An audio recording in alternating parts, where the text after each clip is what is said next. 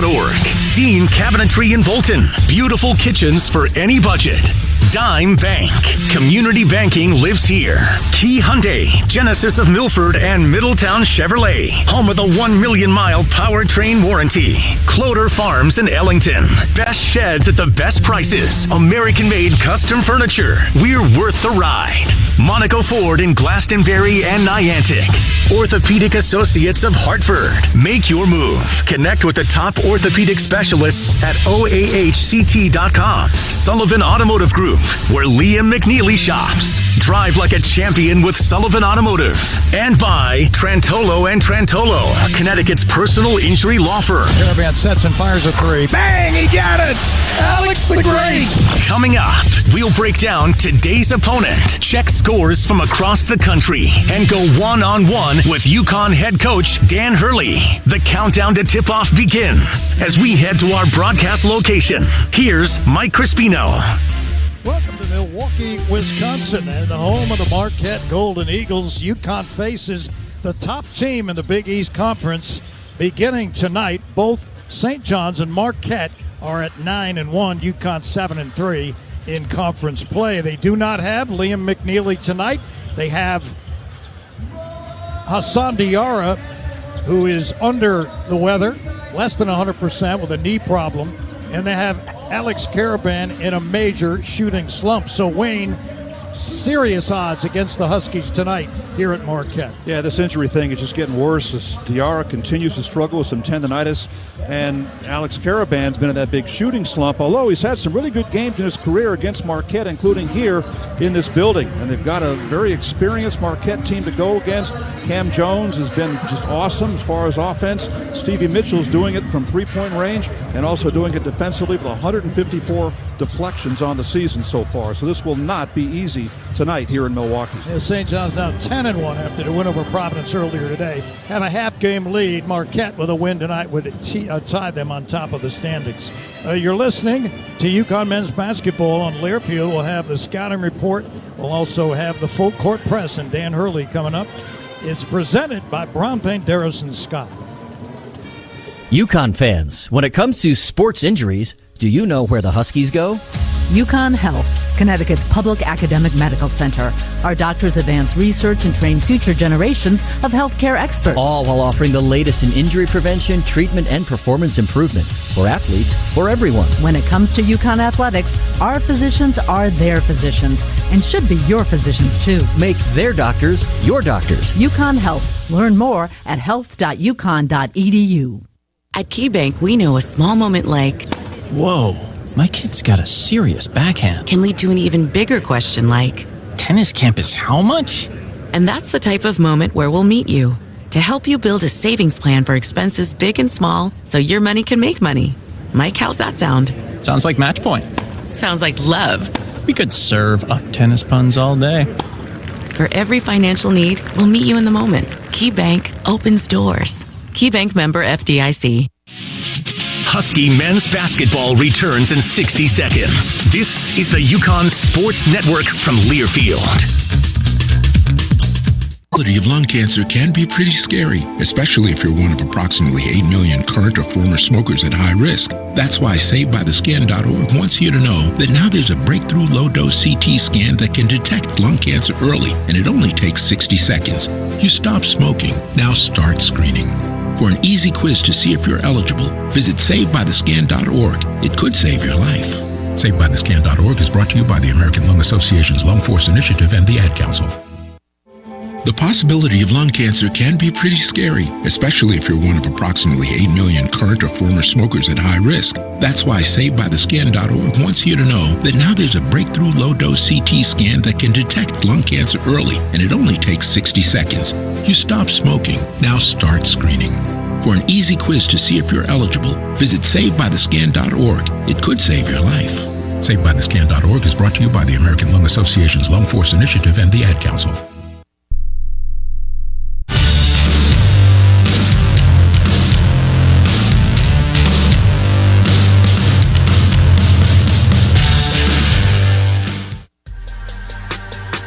countdown to tip-off continues with a check of scores from around the Big East and college basketball. Let's go inside the Learfield Network studios. Welcome inside the Learfield Network studios. Andrew Allison getting you an out-of-town scoreboard as we get you ready for 25th-ranked UConn and 9th-ranked Marquette and Milwaukee. 2 other games have gone final in the Big East. Both of them one-possession games. We'll start out with 15th-ranked St. John's at Madison Square Garden squeaking by Providence 68-66. They're now 10-1 in Big East play. Then Creighton goes on the road to Villanova and gets a 62-60 win on the road. They're 9-2 in Big East play. That'll do it for your look at the out-of-town Big East scoreboard. Let's go ahead and throw it to Mike with the full court press now. Jim Jackson on the full court press. He's with the Clippers on the NBA side and also Fox College and other college broadcasters. Jimmy, metrics, efficiencies, they always determine seeds in this NCAA tournament coming up. But how about the eye test? Does that still matter for college teams? It's a little bit tougher because of the emphasis on strength of schedule, quad one wins. Those things kind of play a bigger picture because it goes back on who you played, who you beat, who you lost to, where and how you lost, more so than the eye test. Now, all of that is dependent upon, too, I think, timing. I think a team that's hotter, playing better basketball at the end of the year, may have a slight edge, especially if they have the number of quad one wins in a Power 4, Power 5 conference. So it could benefit them. Cam Jones, leading man for Marquette, 19 a game. More mid-range game for him this year. He's been shooting a lot of threes in his first 3 years. Is that going to help him on the next level if he gets there? Well, you think about this, though. In the last 3 years, it was Tyler Kolek who was running the point.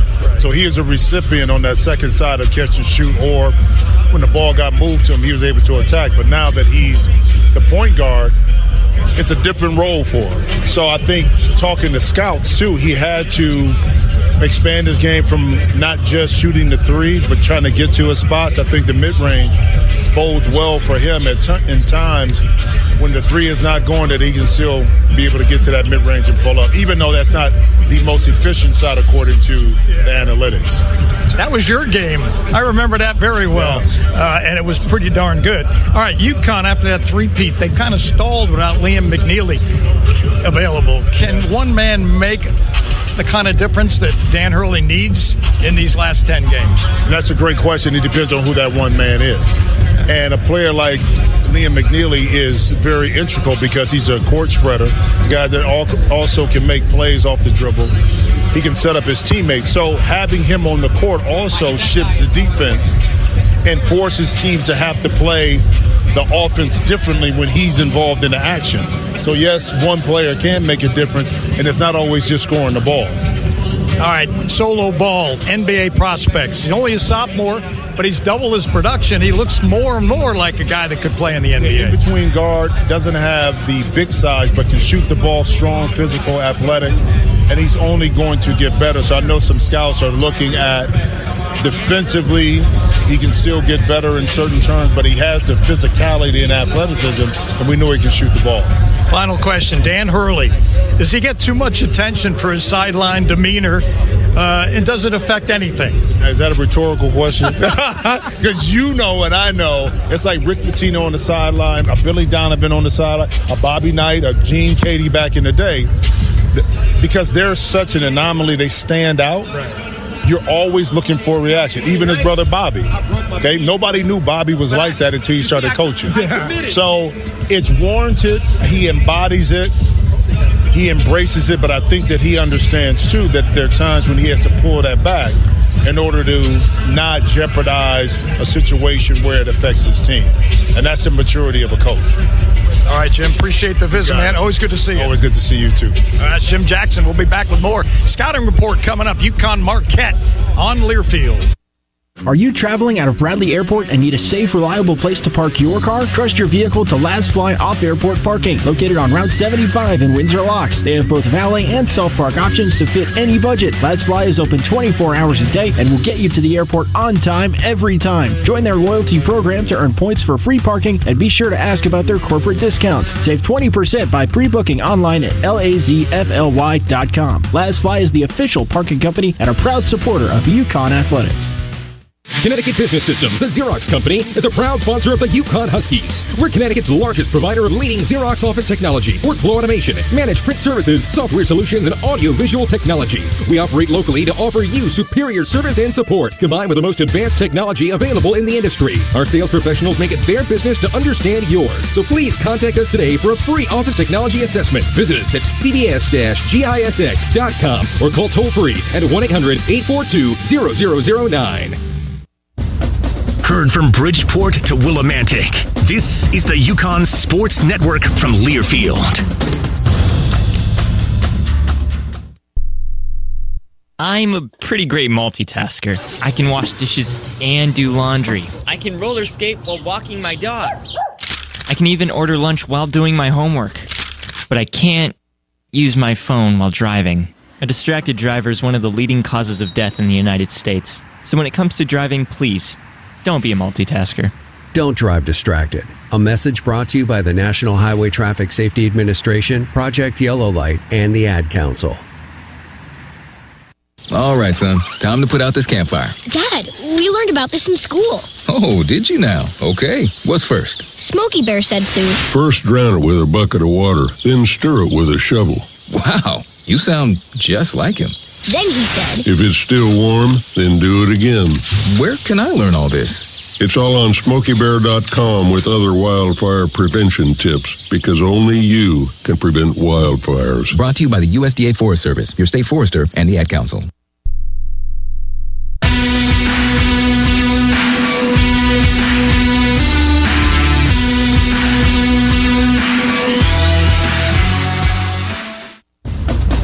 It's time to take a closer look at today's opponent in the Scouting Report. Here's Wayne Norman. Neil Berry's in his fourth year, assistant coach at Marquette under Shaka Smart. Club comes in 18-3 and 9 in the Big East. Win number 9 came on Tuesday at Butler. Not an easy place to play, and that was all about Stevie Mitchell, wasn't it? I mean, Stevie was awesome, but I mean, our younger guys played really well in that game. You look at the second half when we made a run. Cam got his fourth foul or third foul, whatever it was, with like 13 minutes left, and our young guys came in and really, added some oomph to us, and then Stevie did a great job.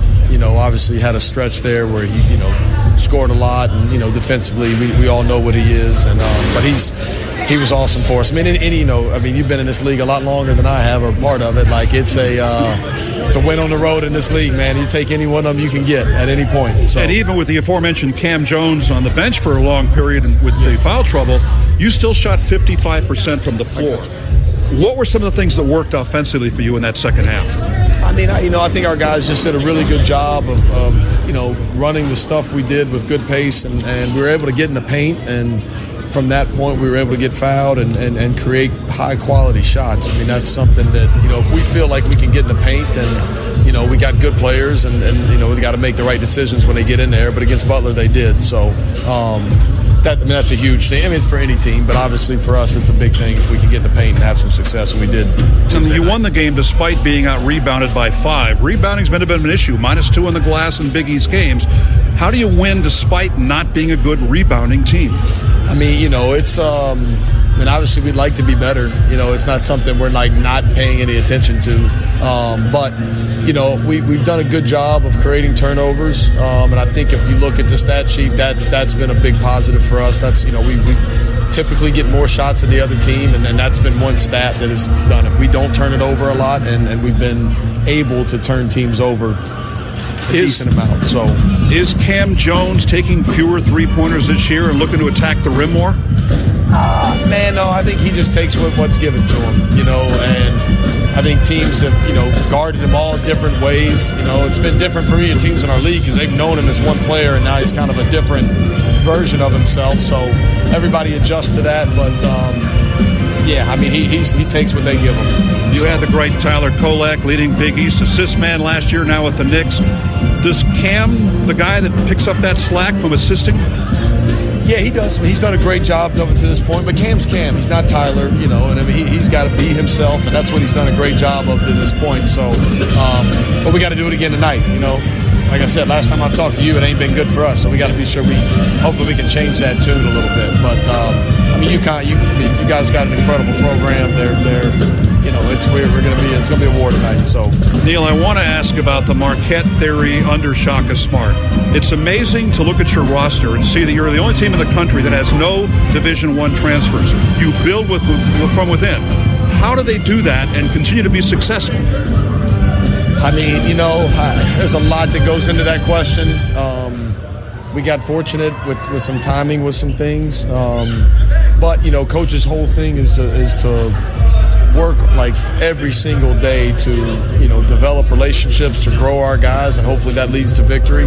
And retention is everything for us. It really is. We take great pride in it. We're not perfect, but it's something we go after, is keeping our guys here, because we believe that if we love them and take care of them in all certain ways, then they'll get better and hopefully be able to get out there and help us win some games. So Marquette feasts on deflections. How much of a factor is UConn's banged up backcourt and McNeely in maybe being able to go after that and make that pay off tonight?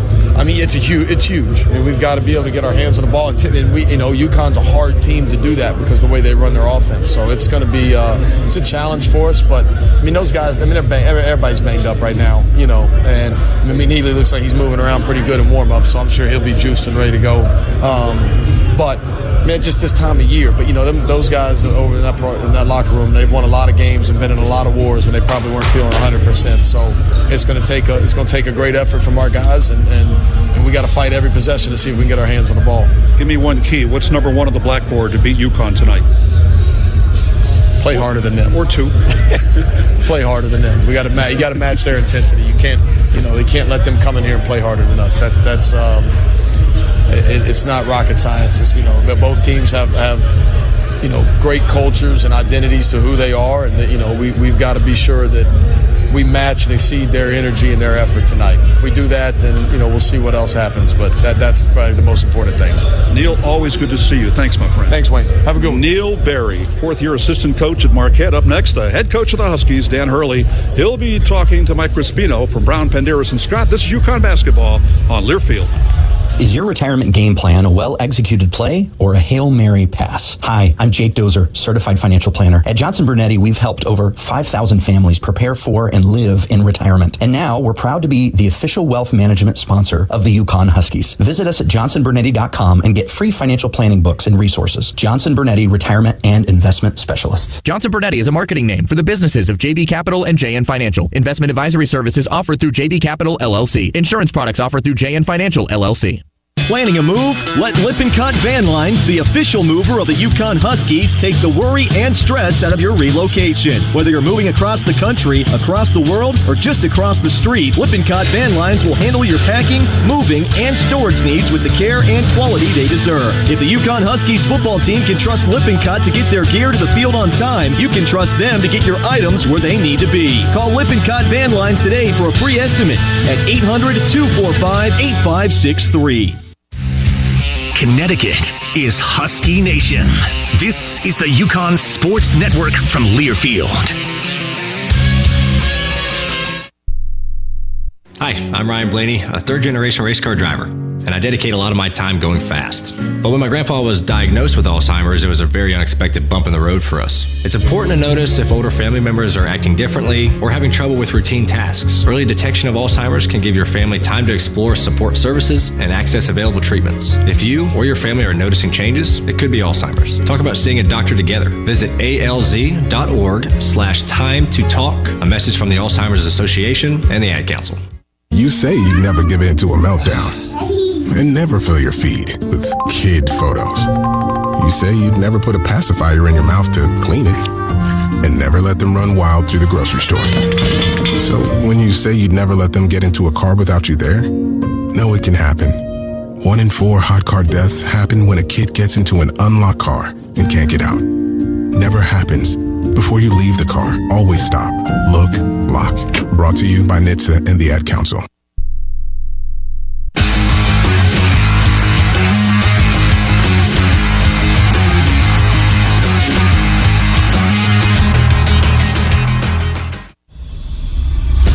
It's time to check in with UConn head coach Dan Hurley. Presented by Key Hyundai, Genesis of Milford, and Middletown Chevrolet. Home of the 1 million mile powertrain warranty. With the coach, here's Mike Crispino. Coach, you had Liam McNeely back at practice this week a little bit. Good sign. See enough of him so that he could be in uniform tonight? Well, I mean, he's in uniform in terms of getting the pregame workout in, or the warm up in, just to to stay active and do things. And he went through shoot around, but just one practice after basically 5 weeks, and then we can't throw him into this situation tonight. Yeah, understood. Status of Hassan Diarra. What about him?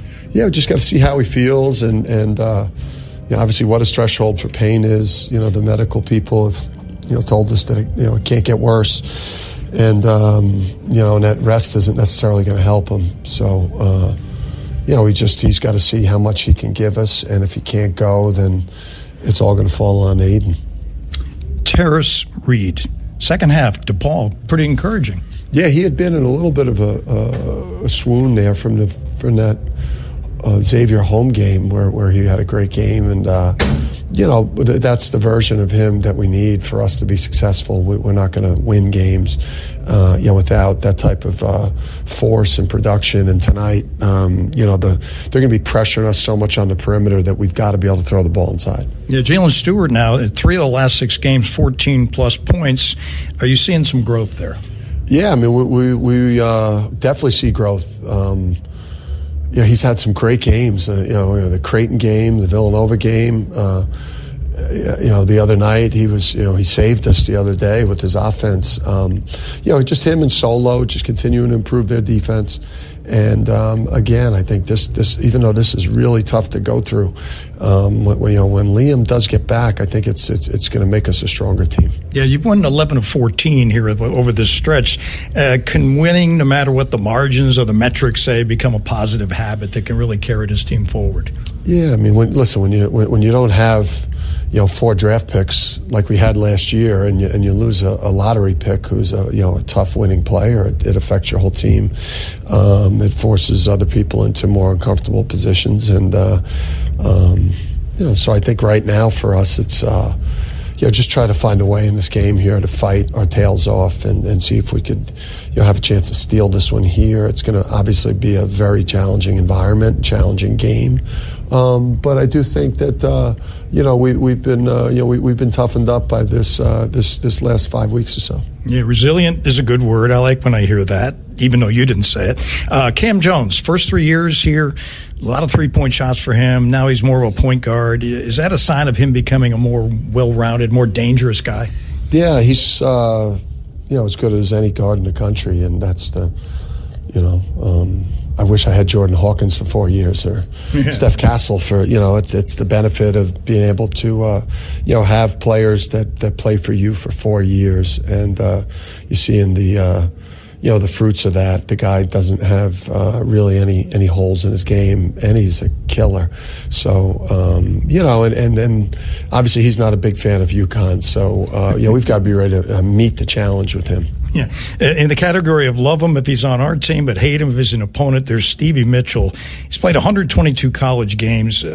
First time he scored 20 points back-to-back. Is there something new with him? Yeah, it's just, people have tried a lot of different things. They've put, Creighton put Kalkbrenner on him, and he's kind of gotten the Andre Jackson treatment a little bit, where people have helped so much off of him these last couple of years that credit to him, he's worked on his offensive game. He's a reliable shooter. He's an excellent driver. He's an excellent cutter and an offensive rebounder.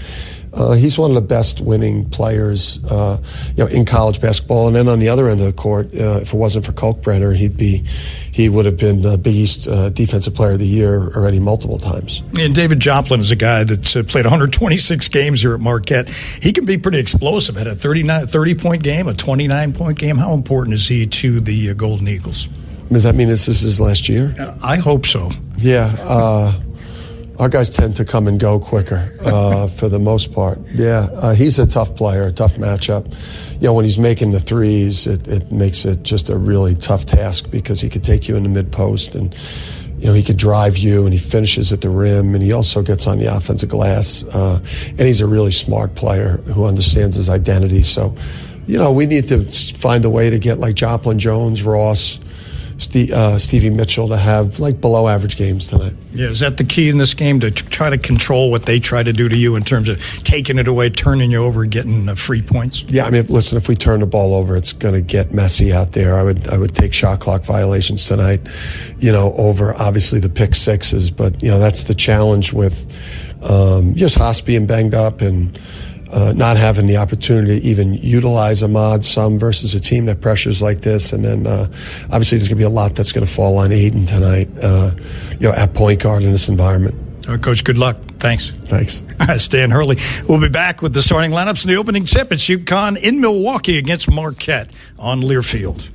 Hi, this is Nick Kaplanson from Dime Bank. To win a championship, it takes more than just good players and coaches. It takes a whole community dedicated to the same goal. The same is true when it comes to banking. A successful banking relationship is built from a community fully dedicated to meeting the banking needs of its customers. If you're ready to experience a better approach to banking, come join our community at Dime. It's your bank, your choice, your Dime. Dime Bank. Community banking lives here. Member FDIC. College sports fans now have access to hundreds of weekly podcasts that zero in on the college sports world. Now available in the Varsity Podcast Network and part of the new Varsity app. The app is free and available from wherever you get your favorite apps. Download the Varsity app today to have access to hundreds of national podcasts as well as your favorite team-focused podcasts. The Varsity Podcast Network, now available for free on the Varsity app. Download from the App Store and listen today. We're back in 60 seconds after this from your local station. This is the UConn Sports Network from Learfield. The possibility of lung cancer can be pretty scary, especially if you're one of approximately 8 million current or former smokers at high risk. That's why SaveByTheScan.org wants you to know that now there's a breakthrough low-dose CT scan that can detect lung cancer early, and it only takes 60 seconds. You stop smoking, now start screening. For an easy quiz to see if you're eligible, visit SaveByTheScan.org. It could save your life. SaveByTheScan.org is brought to you by the American Lung Association's Lung Force Initiative and the Ad Council. I'm a pretty great multitasker. I can wash dishes and do laundry. I can roller skate while walking my dog. I can even order lunch while doing my homework. But I can't use my phone while driving. A distracted driver is one of the leading causes of death in the United States. So when it comes to driving, please, don't be a multitasker. Don't drive distracted. A message brought to you by the National Highway Traffic Safety Administration, Project Yellow Light, and the Ad Council.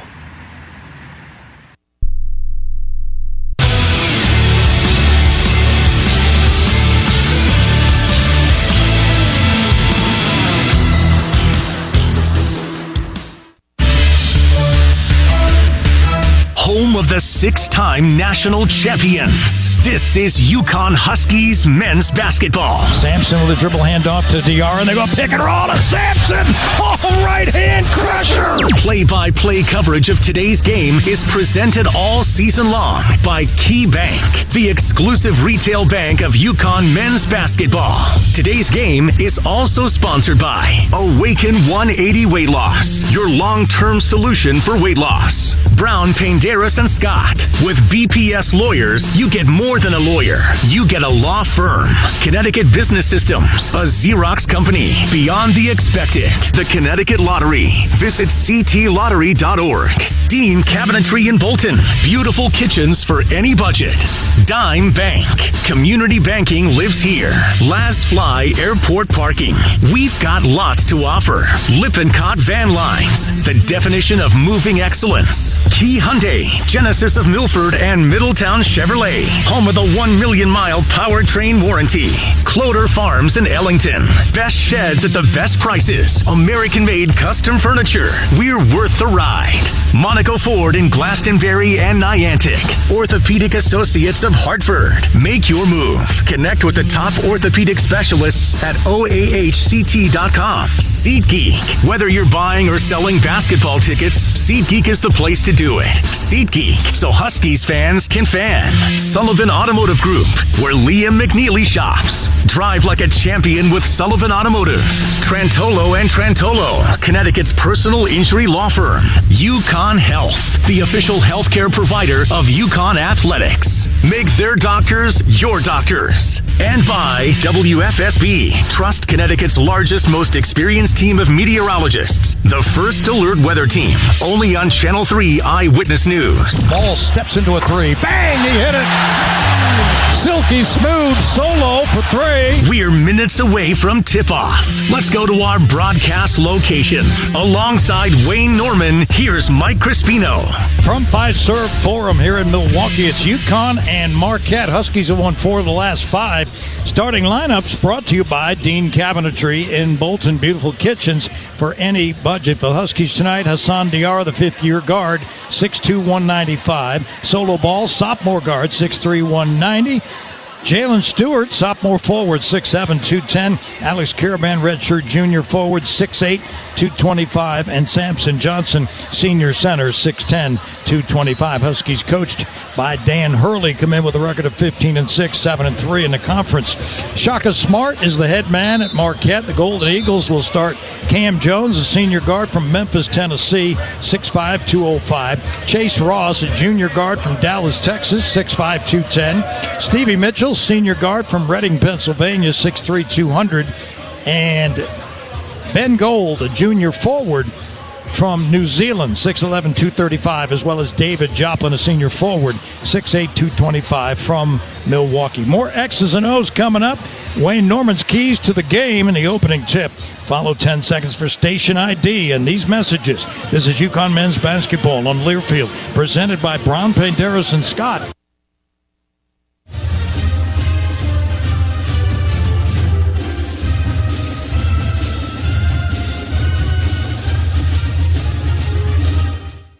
At KeyBank, we know a small moment like, whoa, my kid's got a serious backhand, can lead to an even bigger question like, tennis campus how much? And that's the type of moment where we'll meet you to help you build a savings plan for expenses big and small so your money can make money. Mike, how's that sound? Sounds like match point. Sounds like love. We could serve up tennis puns all day. For every financial need, we'll meet you in the moment. KeyBank opens doors. KeyBank member FDIC. Connecticut Business Systems, a Xerox company, is a proud sponsor of the UConn Huskies. We're Connecticut's largest provider of leading Xerox office technology, workflow automation, managed print services, software solutions, and audio-visual technology. We operate locally to offer you superior service and support, combined with the most advanced technology available in the industry. Our sales professionals make it their business to understand yours. So please contact us today for a free office technology assessment. Visit us at cbs-gisx.com or call toll-free at 1-800-842-0009. Are you traveling out of Bradley Airport and need a safe, reliable place to park your car? Trust your vehicle to Last Fly Off-Airport Parking, located on Route 75 in Windsor Locks. They have both valet and self-park options to fit any budget. Last Fly is open 24 hours a day and will get you to the airport on time every time. Join their loyalty program to earn points for free parking and be sure to ask about their corporate discounts. Save 20% by pre-booking online at lazfly.com. Last Fly is the official parking company and a proud supporter of UConn Athletics. Play-by-play coverage of UConn men's basketball is presented all season long by KeyBank, the exclusive retail bank of UConn men's basketball. Marquette lost 2 starters from last year's 27-10 team. They're both in the NBA now, but they have an experienced, senior-laden team with no transfers. They have big guard, 6'5" senior guard Cam Jones, the second leading scorer in the Big East, and is number 3 in the league in assists. Senior Stevie Mitchell, a defensive whiz. He's number 8 in the nation in steals. Because of Mitchell, Marquette number 4 in the nation in steals. 6'8", David Joplin, their top rebounder, but they're not a good rebounding team. And 6'11" New Zealander Ben Gold, a stretch 5, who leads them in three-pointers made. The Golden Eagles were picked 4th in the preseason Big East poll. Keys for UConn tonight. Number 1, ball security. Marquette prides itself on deflections and forcing turnovers, which may be an even bigger factor tonight with UConn's banged-up guards. Number 2, perimeter defense, especially on Jones and Mitchell, who's the best percentage three-point shooter, but 6'8" David Joplin takes the most threes. Number 3, transition defense. The Huskies have given up a lot of fast break points in the last 2 games. And number 4, rebounding. Marquette has not rebounded well this year. Huskies need to dominate the glass and specifically get more offensive rebounds. UConn has out-rebounded only one of its last 5 opponents. Our keys of the game, sponsored by the Sullivan Automotive Group, where Liam McNeely shops. Drive like a champion with Sullivan Automotive. Yeah, thank you, Wayne. The officials, Ron Groover, Tony Chesa, Matt Potter, the opening tip of the game, sponsored by Trantolo and Trantolo, Connecticut's personal injury law firm. UConn won 3 games against Marquette last year. They've won 4 of the last 5 played between the two teams. Marquette's been on a major roll over the last 2.5 years under Shaka Smart. They come in 9-1, half game behind St. John's in the Big East. St. John's winning today on a last-second shot. 3 seconds left by Kadari Richmond. The opening tip is won by Samson Johnson, and he gets it over to Jalen Stewart. They double-team Stewie, and they try to steal, and they get it. They steal it from Stewart, and it's in the hands of Stevie Mitchell, who tries to attack inside on Stewart. Can't get a shot off. Scoops up a shot, no good. Rebounded by Jalen Stewart. So Jay Stu hung in there after having the ball stolen from him. Played good D. Front court right, it's Hassan Diarra out front, the solo ball. Now Karaban on the left wing. Karaban fires right to Diarra for 3, and Haas delivers a triple. So on that wounded wheel, Diarra hits a 3.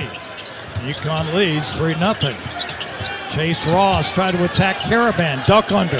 Fade away. Good by Ross from 12 feet away on the right of the lane. Tough shot. 3-2. UConn leads. Diarra walks across the timeline. He's guarded by Mitchell. Gives it up to Ball on the right sideline. Solo hands back to Diarra between the rings. Right wing to Sampson. Sampson guarded by Ben Gold. Sampson puts it on the floor, the left-hand dribble, and a scoop pass to Diarra. The kick to Jalen Stewart for 3, and he hits. And the near corner, a triple for Jay Stu. And UConn's up 6-2 early. Stewart coming off a season-equaling 3 3-pointers made against DePaul. Stevie Mitchell tries a 3. Short off the front rim, rebounded by Ball. That one came from the left wing. Ball back the other way, front court right. Double team, gives it on the pick and roll to Samson Johnson, who lays it in left-handed. Nice feed by Solo. UConn up 8-2. Back the other way, David Joplin, left front court, guarded by Karaban on the right wing. Picked up by Samson Johnson on a switch, and he fires it over to Cam Jones on the right sideline. He's covered by Solo Ball. Jones spins inside and rims it in with a nice little floater. Good D by Solo, not quite good enough. 8-4 UConn. 2 minutes into it. Here's Diarra across the timeline. He's guarded by Mitchell on a handoff to Solo Ball. Left wing it comes to Karaban. A high post handoff to Samson Johnson. Johnson puts it on the floor. Skips it over to Jalen Stewart. Stewart starts left, guarded by Goal on a switch. Jay Stu launches a jumper, and he hits another one. Stewart with back-to-back triples, and UConn leads 11-4. So far, it's been UConn's 3-point game against the Marquette game in the paint. Here is Joplin, front court left. Picked up by Johnson on a switch. Attacks him on the left side. Ducks underneath. Can't get a shot off. Now he fires back outside to Stevie Mitchell. Mitchell trying to drive by Sampson. He goes under the basket, try to reverse. Now he kicks it out on the left wing to Joplin. Joplin, step back 3 by Joplin, in and out. Rebounded by Ball. Solo, left to right to the front court. Hands off to Diarra. Diarra, guarded by Cam Jones. Diarra on the right wing with the dribble. Now starts back to his left. Fires in the far corner. The ball in and out of his hands. An unforced turnover. Solo wanted to shoot it right away, but he got to catch it first. He was like a wide receiver looking downfield. Yeah, he should have caught that ball on the left sideline. And Trey Norman will make an appearance, a sophomore guard. He's out of Boston, went to Worcester Academy. Plays about 11 minutes a game for Shaka Smart. Worcester Academy, D. Rose old school. Here's a drive by Jones. He blows by Diarra, missed the layup. And is picked up by Haas off the rebound. Diarra to the front court right. Foul line extended on the left sideline right in front of Shaka Smart. Kicks in the far corner. Stewart again. And Stewie's got 3 of them. three, triples by Stewart. And UConn a 14-4 advantage in the opening 3.5 minutes. And they're 5 for 5 from the floor, 4 for 4 from three-point range. And a timeout had to be called by Shaka Smart. You can't watch that. Jalen Stewart, who has been on a bit of a roll every other game for about 6 games, but can he deliver that every game down the stretch? UConn's got 10 more, including tonight. He started off this way in the Villanova game when he had 14 points. Got a red-hot early first couple of minutes. Followed that with a 0-point game against Georgetown. Came back with 14 against Creighton, 4 against Butler, none against Xavier a week ago tonight, and then 15 on Wednesday night against DePaul. Is off to the great start so far with 9 of UConn's 14 points. Yeah, Jalen only averages 6 points, 2 rebounds. Plays about 18 minutes. Had been shooting it at 55% from the field, only 33% from outside the arc, but he's made 3 tonight. And UConn has a 14-4 lead. Nothing better than getting off to a good start, Wayne, in front of a crowd like this. This place is rocking. It's sold out. The Fiserv Forum, the home of the Bucks, and Marquette basketball is huge in the city of Milwaukee. Speaking of the Bucks, this is Andre Jackson's home court. They're home against Memphis tomorrow night. I'm sure that Andre is here tonight, and you saw Cam Spencer in the locker room. He plays for Memphis, although he's out hurt right now. Yeah, he does. UConn basketball sponsored by UConn Health, official healthcare provider of UConn Athletics. Make their doctors your doctors. You're listening to UConn men's basketball in Learfield, presented by Brown Paint, Darris and Scott.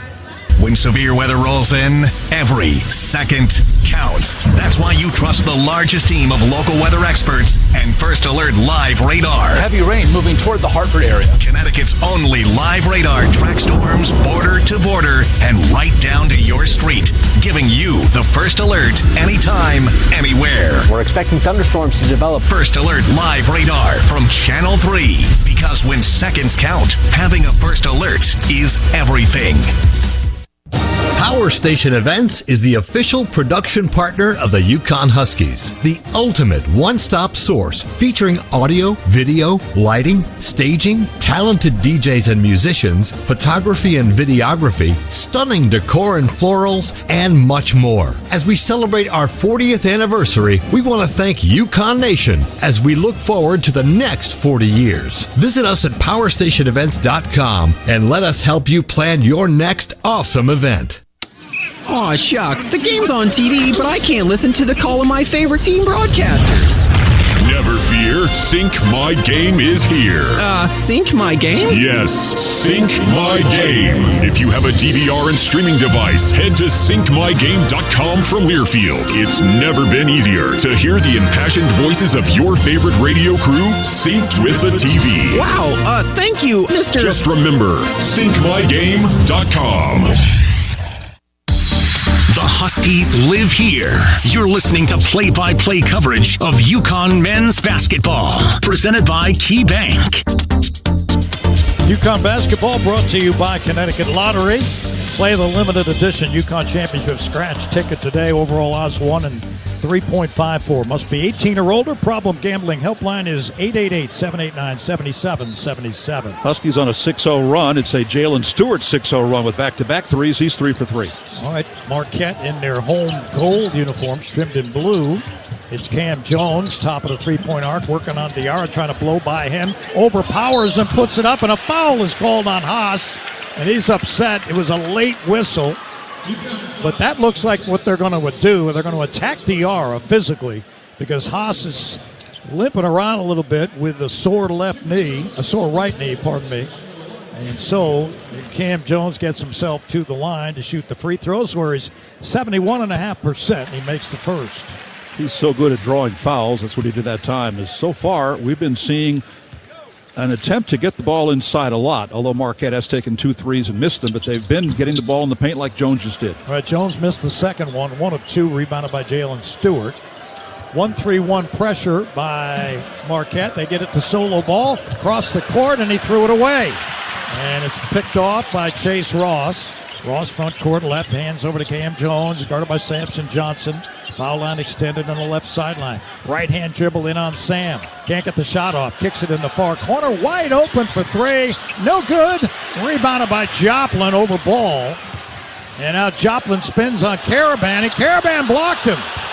UConn comes up with it solo.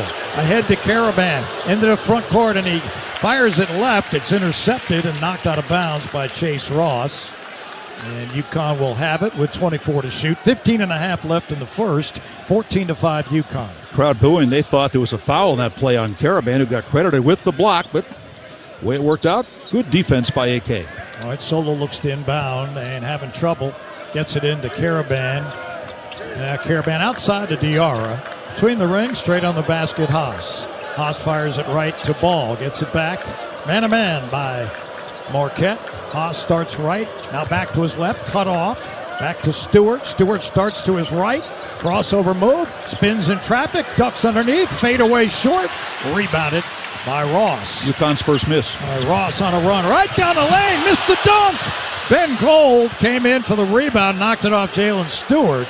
And it'll be Marquette ball. So Marquette trying to rev it up with the fast break, and they did not get the dunk.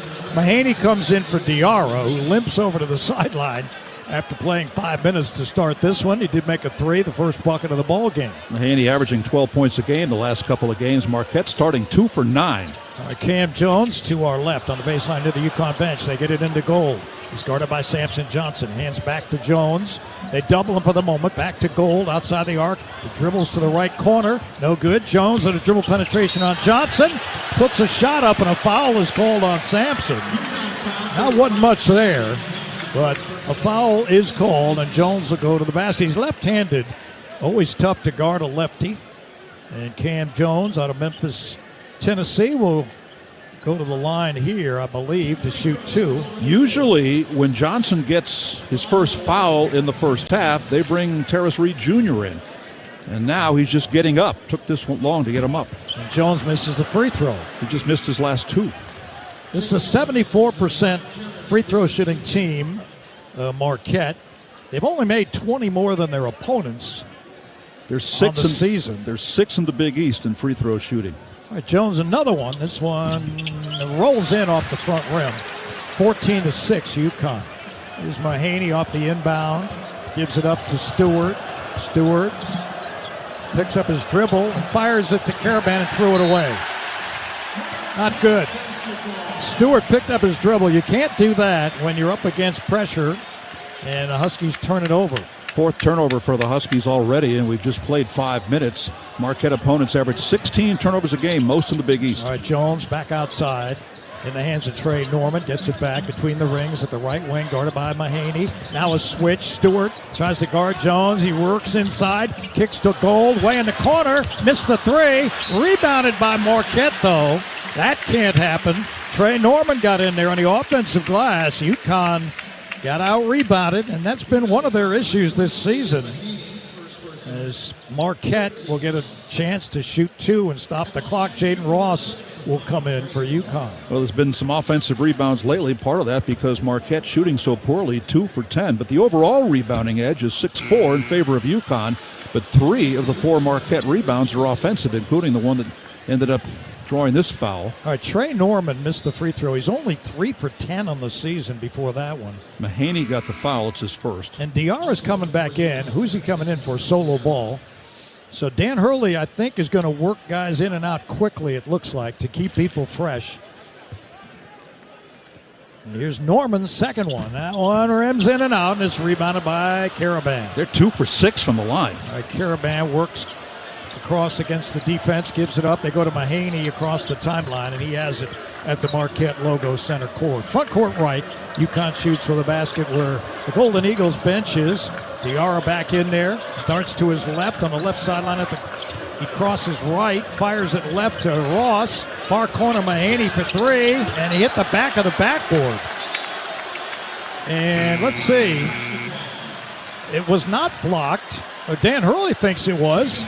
What does the replay show us? The shot ended up behind the backboard. No, yes, it was deflected. That was a missed call right in front of Ron Gruber, a veteran official. He did the national championship game in 2023 when UConn beat San Diego State. That's a cardinal mistake for any official to take your eye off that.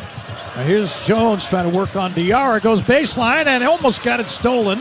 It ends up in the hands of Chase Ross. Ross behind the arc. Guarded by Terrace Reed, and it's stolen by Mahaney, and the ball is stolen back by Cam Jones.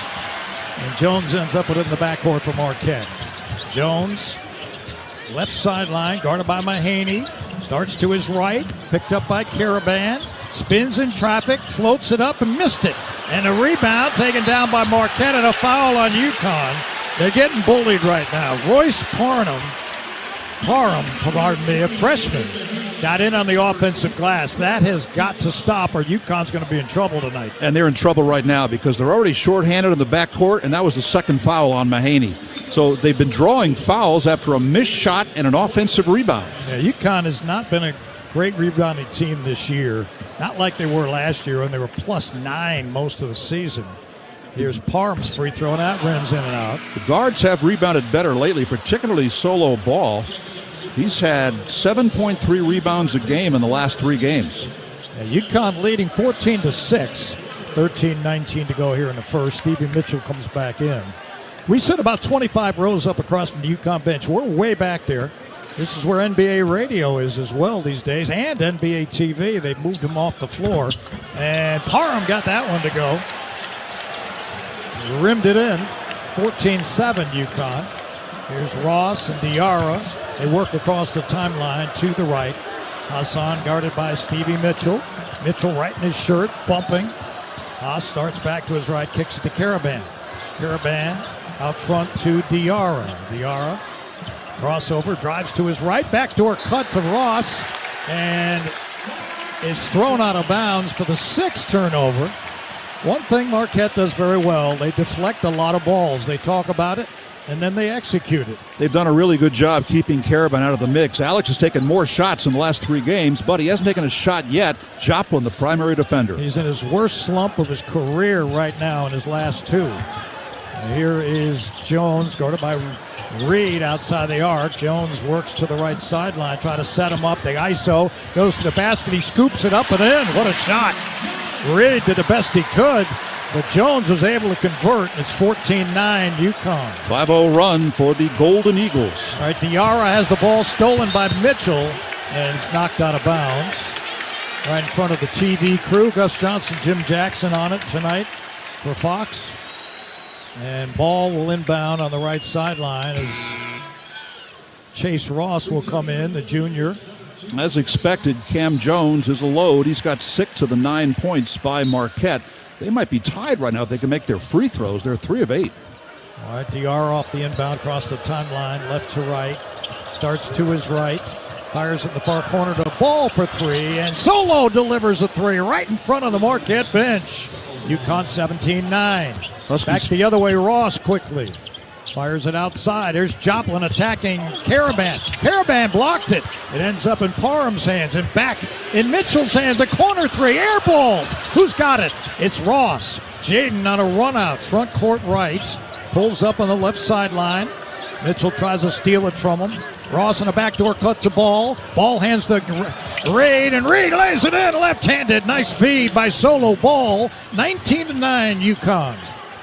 11:40 to go in the first. Second 10-point lead for the Huskies. Now here's Mitchell out front to Joplin. Puts it on the floor. Guarded by Reed. He backs away on the right sideline. Picked up by Caravan on a switch. Joplin, foul line extended right in front of the UConn bench. Puts it on the floor. Spins inside, and he traveled with it. Turnover number 2 by the Golden Eagles. And UConn, as we go to the under 12-minute timeout, leads at 19-9 with 11:24 to go in the first. UConn basketball presented in part by JT Domo. The Suit Store, your destination for sharp, custom-tailored suits that make a statement. Dress your best with JT Domo. You're listening to UConn men's basketball on Learfield, presented by Brown, Penderas, and Scott. UConn fans, when it comes to sports injuries, do you know where the Huskies go? UConn Health, Connecticut's public academic medical center. Our doctors advance research and train future generations of healthcare experts. All while offering the latest in injury prevention, treatment, and performance improvement for athletes, for everyone. When it comes to UConn athletics, our physicians are their physicians and should be your physicians too. Make their doctors your doctors. UConn Health. Learn more at health.uconn.edu. Husky men's basketball returns in 60 seconds. This is the UConn Sports Network from Learfield.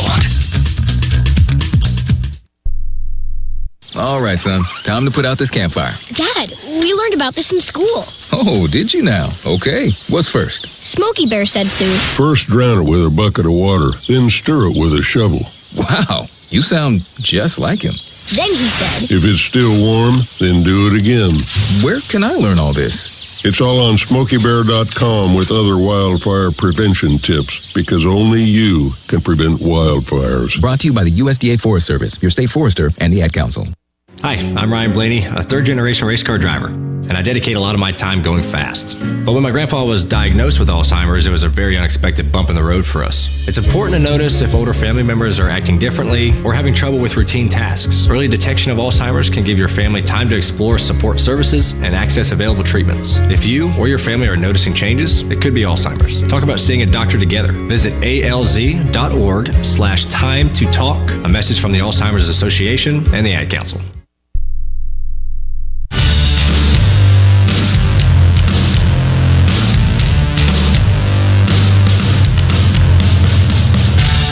Comprehensive coverage of college basketball. Tune in to SiriusXM College Sports Radio, channel 84 in the car on the new SiriusXM app. SiriusXM, home of your favorite team and conference, including live games, interviews, analysis. Cheer along with the SiriusXM app and listen to your favorite team anywhere. Get a free trial at SiriusXM.com/College Sports Radio 2025. Mike Crispino, Wayne Norman, John Ashmead, our engineer. UConn off to a good start in the opening 8 minutes plus. They lead it 19-9.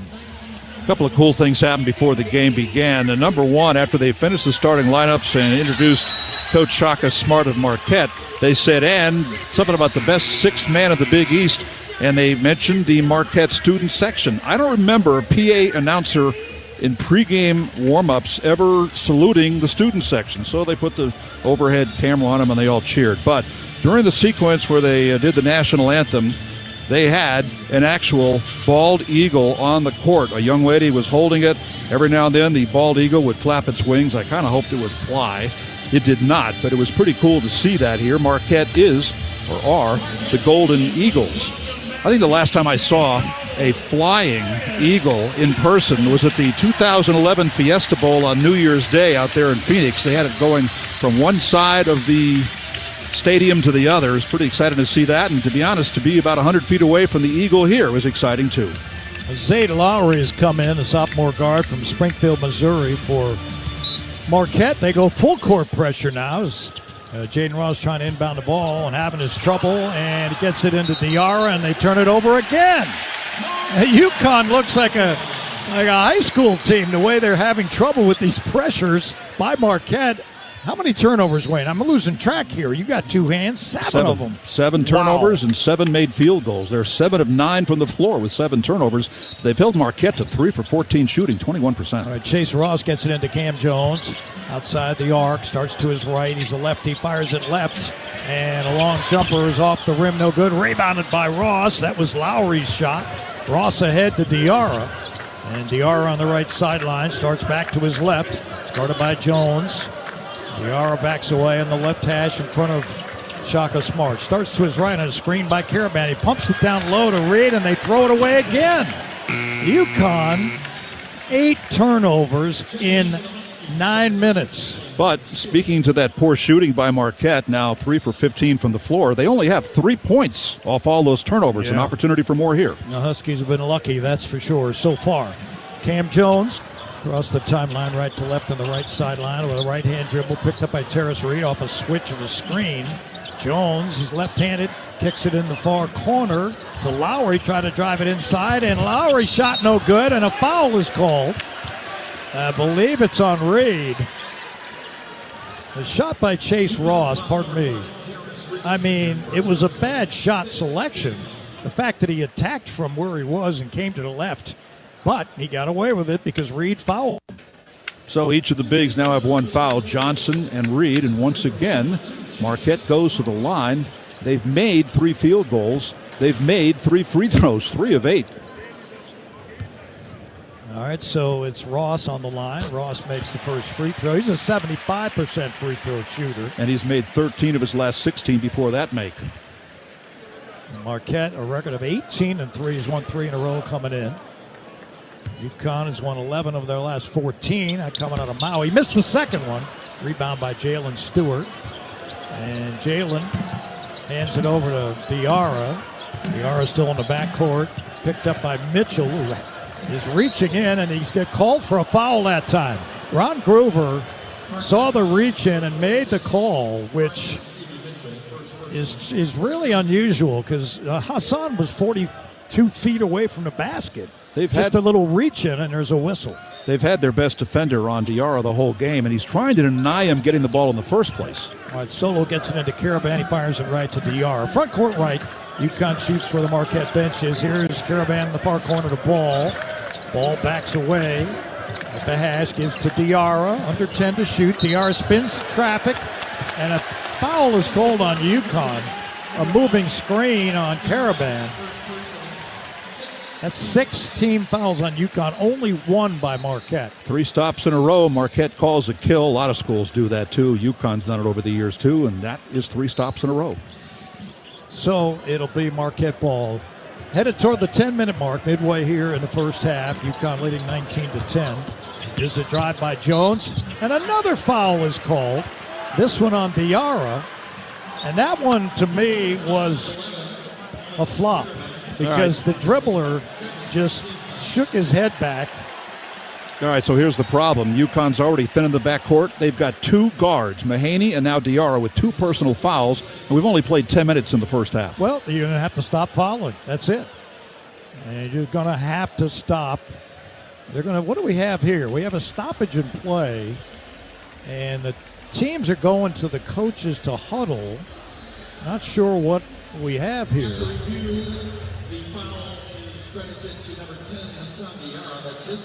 That's who they called in the first place, isn't it?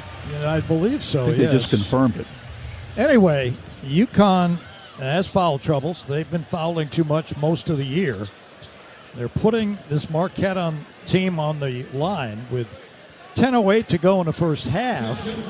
Marquette 4 for 10 from the line, but they've missed 9 of their last 10 field goal attempts. So now with 2 fouls, Mahaney comes back in the game. That's all Dan Hurley can do right now. Well, because he doesn't have Ahmad Noel. He's out with an ankle injury. Missed the Wednesday game against DePaul also. All right, the free throw rims in and out by Cam Jones. Rebounded by Solo Ball. Here's Mahaney. Across the timeline, guarded by Mitchell. Starts to his right. Now back to his left with a left-hand dribble. Now Mahaney gives on a bounce to Caravan. Caravan, right wing to Ball. That's a long 3 by Solo. Oh, he drilled it. Whoa, way downtown. Where's Adetokounmpo? Where's Giannis? That's where that one came from. That was an NBA 3. Jones tries to answer. In and out. Rebound, Jalen Stewart. And Stewie will run it across the timeline. Skip it over to Mahaney. Call comes from the bench. Mahaney guarded there by Ross. Starts to his right. Fires on the right sideline to Caravan. Caravan foul line extended out front to Reed. Left wing it comes to Ball. Ball. Crossover. Attacks inside, and he is fouled. As he drove in, just the second team foul called against the Golden Eagles. One thing we haven't seen in this game that we have in the last couple of games, even though Caravan's been hurt, what he did very well the other night, even he was 1 for 14 from the floor, he put the ball on the floor and attacked, and he led the team 6 for 7 from the line. He hasn't done that in this game so far. All right, Mahaney will inbound to our right on the baseline. He gets it into Jay Stewart outside of Caravan on the left wing. He's guarded by Joplin. Caravan out front to Samson Johnson. Started by Ben Gold. A little handoff to Mahaney behind the screen of Samson Johnson. Mahaney into the paint. Goes to his left hand and laid it in. Nice drive by Aiden. 24-10 UConn. Quickly back the other way. Attacking the rim, and Jalen Stewart is fouled. Has committed a foul, as Marquette with a counterattack. UConn's got to get back better than that. They're allowing Marquette to get to the rim. And so we're going to get free throws from Chase Ross. That is 8 team fouls on UConn with 8:53 to go in the first half. Jalen Stewart picked up his first foul. Ross 1 for 2 from the line, even though he'd been hot in the last 3 games before this. And Ross makes the free throw. He averages 10.5, 4 rebounds.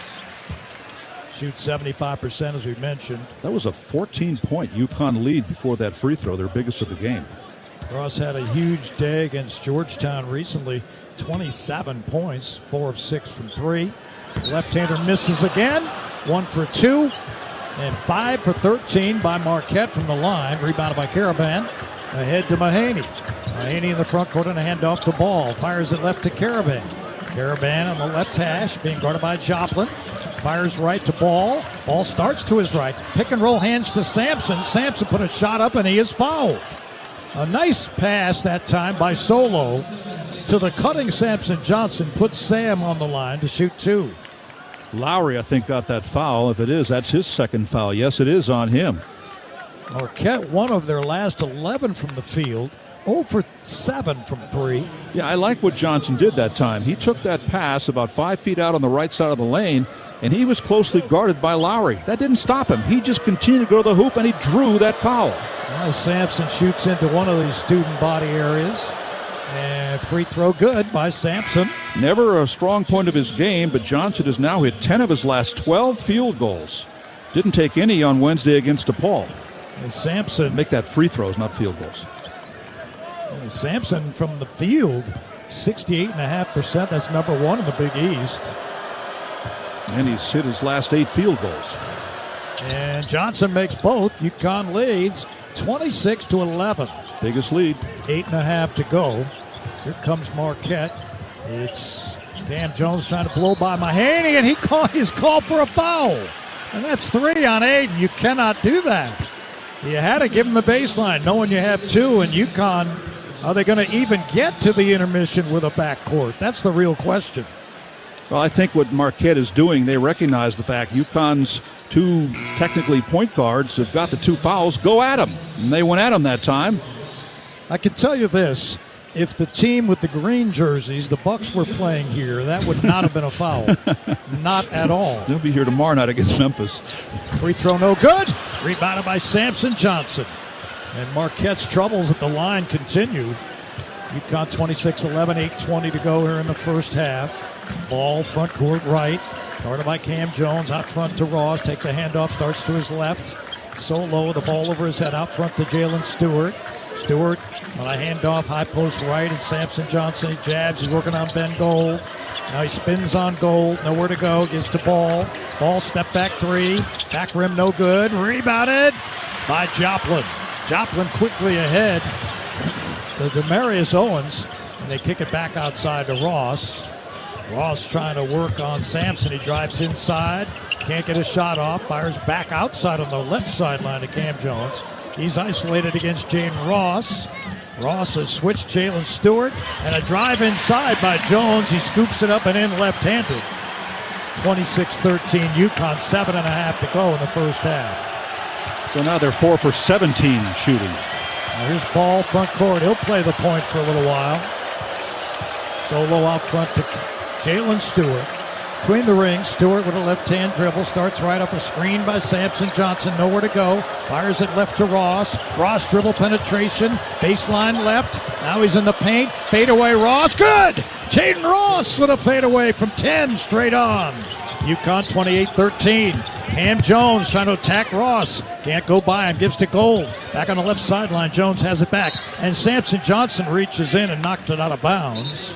And so the under 8-minute timeout comes at 6:54 with UConn leading 28-13 here at Fiserv Forum in Milwaukee. UConn basketball presented in part by Orthopedic Associates of Hartford. Get back on the field or just back into life with confidence. Make your move at OAHCT.com. You're listening to UConn Hoop on Learfield, presented by Brown, Penderas, and Scott. The Huskies lead by 15.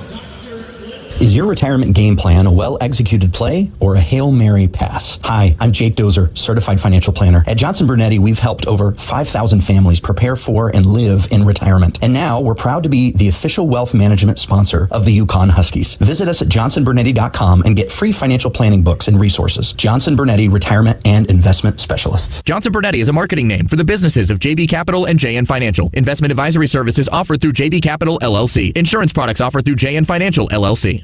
Hey, Husky fans! Basketball season is here, and SeatGeek is here to help you experience all the action. SeatGeek makes it easy to find tickets so you can be a part of all the courtside celebrations this season. Whether you're buying or selling tickets to UConn basketball games or to any other live event in your area, SeatGeek is the place to do it. SeatGeek is the official fan-to-fan ticket marketplace of the UConn Huskies. The most disruptive idea in ticketing? A ticket that works. Expect the expected. SeatGeek. College sports fans now have access to hundreds of weekly podcasts that zero in on the college sports world. Now available in the Varsity Podcast Network and part of the new Varsity app. The app is free and available from wherever you get your favorite apps. Download the Varsity app today to have access to hundreds of national podcasts as well as your favorite team-focused podcasts. The Varsity Podcast Network now available for free on the Varsity app. Download from the App Store and listen today. Play-by-play coverage of UConn men's basketball is presented all season long by Key Bank, the exclusive retail bank of UConn men's basketball. Tomorrow afternoon at the XL Center, UConn women return to the floor with a Big East game against Butler. The Bulldogs will meet the Huskies, and Bob Joyce and Deb Fisk will have the call on the radio with pregame coverage at 12:30 here on the UConn Sports Network, the Varsity Network app, and the VarsityNetwork.com. UConn leading by 15, 28-13. Mike Crispino, Wayne Norman, John Ashmead here in Milwaukee. The Golden Eagles, Wayne, came in here 9-1, just a half game behind St. John's, and 9th in the country as this game began tonight. Well, the shooting is incredible. 4 for 17 for Marquette, and the Huskies are 10 of 13, 77%. And even though the UConns have 9 turnovers in the first half, the points off turnovers only 4-0 in favor of Marquette. Alex Caravan hadn't taken a shot. He does have 2 rebounds. He has 2 assists and 2 blocks for the Huskies. And after Wednesday night's game against DePaul coach Chris Holtman said, Caravan's a terrific player. He's not defined by his scoring in any way. He's so highly engaged. I don't even know what his numbers were. I just know he's a damn good player. 8 assists. He missed some shots he normally is going to make for sure. He had a couple of clean looks, but we did want to speed on him. I think you've got to have speed and quickness on him, or else he'll be just too good at getting his spots off. All right, Golden Eagles inbound the ball front court left. They give it to Ross. He puts it on the floor. He attacks Samson Johnson. Ross with a little floater. Good. He turned around in the lane and put up a difficult shot, and it went in. And Ross now has 6. Jones has 8. They have 14 of the 15 for their team. Jalen Stewart, front court right. A Caravan on the left wing. He hands back to Stewart. Stewart at the left hash in front of Shaka Smart. Out front to Caravan. Caravan turns and fires a 3. Back rim no good. Rebound Stewart. Jay Stu back to Ball. Ball into the paint. And he missed the scoop. But the rebound by Samson Johnson on the offensive glass goes in. And UConn has advanced the lead to 30-15. 6 minutes to go. Here's a drive into the paint and a block by Ball. 2 blocks by Ball on Demarius Owens. Ball has it in the front court right. He holds. He fires left to Stewart. Stewart out front to Caravan. Caravan puts it on the floor and gives the Ball on the right hash. Ball turns and fires a 3. No good. It's rebounded by Caravan, and he laid it in on the offensive glass. Alexander the Great has his first bucket of the ball game. Front court left. Here's Marquette. It's Joplin. Joplin puts it on the floor. He attacks Samson Johnson. He's blocked from behind by Caravan. And I think the foul might be on Samson Johnson. That'll be his second.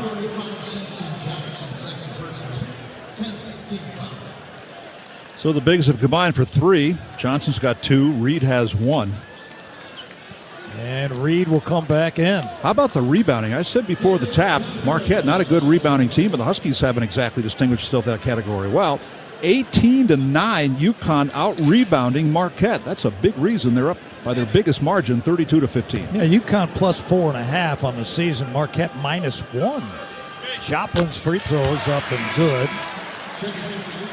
Joplin averages 15 a game. So that's 4 Huskies with 2 personal fouls, and Mahaney has 3. Johnson with 2, Diarra with 2. Mahaney picked up 2 earlier, so I guess it's 3. That's Joplin's first point of the night. But what he's done is he's been the primary defender on Alex Karaban. He's the reason why UConn's leading scorer overall has only taken 2 shots. They both come in the last 2 minutes. Joplin makes them both. And it's 32-17 UConn. Bronx cheer by the fans. They finally made 2 free throws. 1-3-1 zone pressure. They get ball in trouble. They get it to Jalen Stewart. Down low to Reed, and Reed rocks the rim. UConn 34-17. 5:15 to go in the first. And the Golden Eagles getting some pressure from the Husky defense. And they have it on the right sideline. Joplin at the hash. Picked up by Ross on a switch. Ross now. They go pick and roll. They go down low to Parham. Parham working on Ross. Lost it and dribbled it on the baseline, and the Huskies turn him over. That's number 3 by Marquette. 5 minutes to go in the first half. UConn leading 34-17. Karaban quickly ahead to Ross. Cross court. Solo to the basket, and the ball is blocked, but he's fouled, and Ball will get a couple of free throws. So UConn, attacking that pressure, will get to the line to shoot 2. Mike, you're a high school official. Explain the rule there, because I thought Ross was in the front court. He went over the midcourt line to the back court to receive that pass, and there was no call made. You can do that if you land with both feet in the back court. In other words, if you came and landed 1 foot and 1 foot was in the front court still, that's a backcourt violation. Solo's first free throw is good. And UConn leads 35-17. Demarius Owens got the foul. It was his first. And coming in, Cam Jones. The crowd getting restless here in Milwaukee. Ball's second one is up and good. And Solo now has 9 points. He and Stewart lead the way with 9 each. Cam Jones, front court left, working on Karaban. Spins into the paint, fires in the far corner to Stevie Mitchell. He attacks Stewart. Bang, bang, they go body. Now he hands it over to Owens. Owens backs away. Good D by the Huskies. Very physical. Now Cam Jones tries to attack Ball. Now a long 3 by Ross is good. Right in front of the UConn bench. He delivered a triple. And the first one of the night by Marquette. It's 36-20, UConn with 4:20 to go in the first. Ball across the timeline, a high post handoff to Reed. 1 dribble Reed, handoff Ross. Ross starts to his right. Now he holds outside the arc, guarded by Joplin. To go long low to Reed. Reed double teamed. He's in trouble. He put it up and in. What a power move by T-Rex. Oh, baby. 38-20, UConn. Now Ross into the paint. The kick outside to Cam Jones, left front court. Jones puts it on the floor. He attacks Ross, blows by him. Gives it up to Owens. Owens into the paint, lost it. Stolen by Stewart. And now Jalen Stewart into the front court. Fires to Ross. 8K in the corner. The drive by Karaban. He puts it up and he's fouled. And UConn will go to the line to shoot 2 with 3.5 to go in the first half and an 18-point advantage. A timeout on the floor. UConn here in Milwaukee so far putting on a show. If you're trying to lose weight and nothing works for the long term, turn to the solution for weight loss at Awaken180weightloss.com. You're listening to UConn men's basketball on Learfield, presented by Brown, Penderas, and Scott. Hi, this is Nick Kaplanson from Dime Bank. To win a championship, it takes more than just good players and coaches. It takes a whole community dedicated to the same goal. The same is true when it comes to banking. A successful banking relationship is built from a community fully dedicated to meeting the banking needs of its customers. If you're ready to experience a better approach to banking, come join our community at Dime. It's your bank, your choice, your Dime. Dime Bank. Community banking lives here. Member FDIC. We bleed blue. This is the UConn Sports Network from Learfield.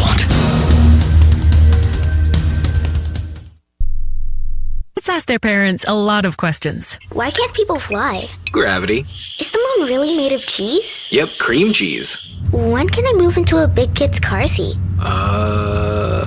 For some questions, parents may not have the answer, but that's okay. They can't know everything, but knowing the right seat for their age and size will help protect them in a car crash. Find out more at nhtsa.gov/the right seat. Where do babies come from? Good luck, Dad. A message from NHTSA and the Ad Council.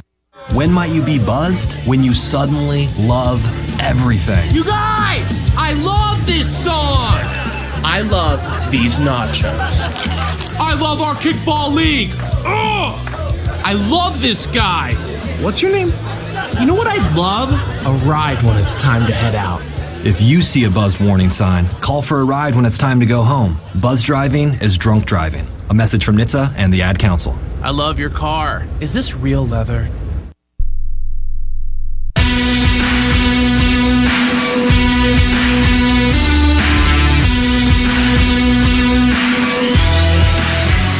Aiden Mahaney drives a Monaco Ford. You can too. Visit MonacoFord.com or visit Monaco Ford in Glastonbury and Niantic for current offers. Monaco serving the Connecticut River Valley for 102 years. So the Huskies 70% shooting, 14 of 20. They've hit 4 of their last 5 shots. And one they missed, Caravan got the rebound and put it back up and in. Marquette has made a couple of more shots lately than the first 8 minutes of the game, but they're still shooting 6 of 21, 29% from the floor. They're getting out rebounded by UConn 18-9, and the top UConn rebounders are Jalen Stewart with 5 and Solo Ball, who the last 4 games has been a rebounding machine. Huskies only have 3 offensive rebounds, but they've shot the ball so well. Not many to get. Marquette, the only thing they've done well rebounding-wise, 6 of their 9 rebounds are at the offensive end. But they've only got 2 second-chance points to show for it. UConn has 4 second-chance points, and Marquette is shooting 1 of 8 from 3. The Huskies, who made their first 4 three-pointers, they are 6 of 10 from three-point range. So they're in some foul trouble, but they've executed the offense very well, and other guys have stepped up the score when Caravan only has 2. And for Marquette, they've really got 2 guys who have scored. Cam Jones and Chase Ross have 17 of their 20 points, and they're 7 of 16 from the free throw line. Yeah, David Joplin's made 2 free throws, and Royce Parham has made a free throw. So Caravan on the line has the first free throw. Yeah, Caravan's almost been like a decoy. He's been a guy passing the ball the entire first half, and Wayne, thankfully, you got Jalen Stewart scoring 9, Solo scoring 8, and now Caravan makes both free throws for a 40-20 UConn lead. Biggest lead. Here's Cam Jones, front court left on the right sideline. Dribble penetration, skips it left to Joplin, puts it on the floor, tries to go by Ross. Ross steals! And what do we have? An offensive foul called on Marquette, as Ross got in there and clipped the ball loose, and he was fouled. And that is on Marquette. That is their 6th team foul. Did you think that was a flop? And that was on Joplin. I don't know. He reached in, and then Joplin just kind of discarded him. All right, Ross trying to get it in. He gets it into Reed. Reed in the backcourt now to Stewart. Stewart to Ross. Ross crossed the timeline straight away. Guarded by Cam Jones. Ross fires in the left corner to Caravan. Caravan at the left hash now. Puts it on the floor. Back out front to Stewart. Stewart, guarded by Stevie Mitchell, starts to his left, cut off there, lost it. Bad move. He dribbled behind his back. Mitchell to the basket. Mitchell floats one up, no good. Rebound Stewart, and it's picked up by the Golden Eagles, but they throw it away. So this thing is really ragged, but it's a battle, and UConn has been winning a lot of the battles in the paint. So that's what's been part of the problem for Marquette. They got the steal. Mitchell got his second steal, but he came down and missed a layup. They can't get points off all these UConn turnovers, now 10. Well, here's Ross. That's about their season average for a game. And here's Ross, front court left, gives to Caravan, gets a handoff, bags in the left hash, guarded by Cam Jones. Ross with a right-hand dribble, crossover move to the basket, dumps for Reed. Reed missed the shot point blank, but Marquette knocked it out of bounds. They had 4 gold jerseys. They all touched it, but no one came away with a defensive rebound of a UConn ball. 19-10, the UConn rebounding edge as Jaden Ross got through the lane and tried to dump it off to a guy, Reed, who was not in good position. They get it into Jalen Stewart on the near corner, and the ball deflected out of bounds by Stevie Mitchell. UConn's got 18 to shoot. Ross will inbound the ball. Cross from the Marquette bench. Below us to our right. And Cam Jones will pressure that. Ross looks, and he looks. And he gets it to Karaban. Karaban dribble penetration to the basket. Karaban blocked and fouled. So Alex Karaban saw the opening, ran to the rim, and he'll get 2 free throws. That's the 7th team foul on Marquette. He wasn't doing that in the first 10 minutes of the game, but that's what I talked about. What he did so well, despite a 1-for-14 shooting game on Wednesday against DePaul, he'd put the ball on the floor, he'd attack, he'd draw fouls. He was 6 of 7 from the line. And what he did there, he got the second foul on Joplin, who's picked up both those fouls in the last minute. You know what could get Karaban out of the shooting slump? Getting to the free throw line and seeing the ball go in. Well, that's He's all. made his free throws so far here tonight. He makes another one. And that's all that worked for him on Wednesday. He's 5 for 5 from the line. 42-20 UConn. Here's Cam Jones. Front court left, picked up by Reed on a switch. Puts it on the floor right hand and blocked by Terrace Reed. It's in the hands of Solo Ball. That was an emphatic swat. Ball to the front court right. Out front to Reed. Reed holds over his head. Guarded by Ben Gold and hands to Karaban. Thought about shooting, but he didn't. Karaban backs away. Now he launches a long 3. In and out. Rebound Reed. Rebound Reed. Put it up and in and out. Oh. Here comes Marquette. Front court left. It's Cam Jones. He steps back. He launches a 3 and he made it. 42-23. UConn by 19. Jones in double figures with 11. There's Ball. Front court. Ball's been handling the point guard position. He and Jaden Ross. How about that? Here's Reed. Puts it on the floor. He attacks Gold. And Gold, well, they say it's a jump ball. And it'll be Marquette basketball. Gold got away with one there. Scraped across the wrist of Reed, but he had enough of the ball to get the jump ball call, and it'll be Marquette basketball. Ben Gold hasn't taken a shot yet. He's a starter at 6'11", who makes the most three-pointers on the team, 38 for 101. He's 38% three-point shooter. UConn has pretty much taken him out of the game. He comes out. Caden Hamilton comes in, redshirt freshman forward from Monica, California. Plays about 7 minutes a game. Santa Maria, California. Santa Maria, pardon me. All right, here is Marquette, and a foul, a call away from the ball. Who's it on? I think it's on Terrace Reed. I think it is. Kind of bodied this man out of the way with his back to him. He was backing up on the left side of the lane and knocked him over. So that's 2 fouls on him. Both UConn bigs have 2 fouls. With a minute 17 to go in the first half. Marquette on the line to shoot 2, where they have gone 7 of 16 in the game. And it will be Caden Hamilton, who is 8 for 15 on the season, coming in on the line. His first free throw attempt is good. It rolls in off the front rim.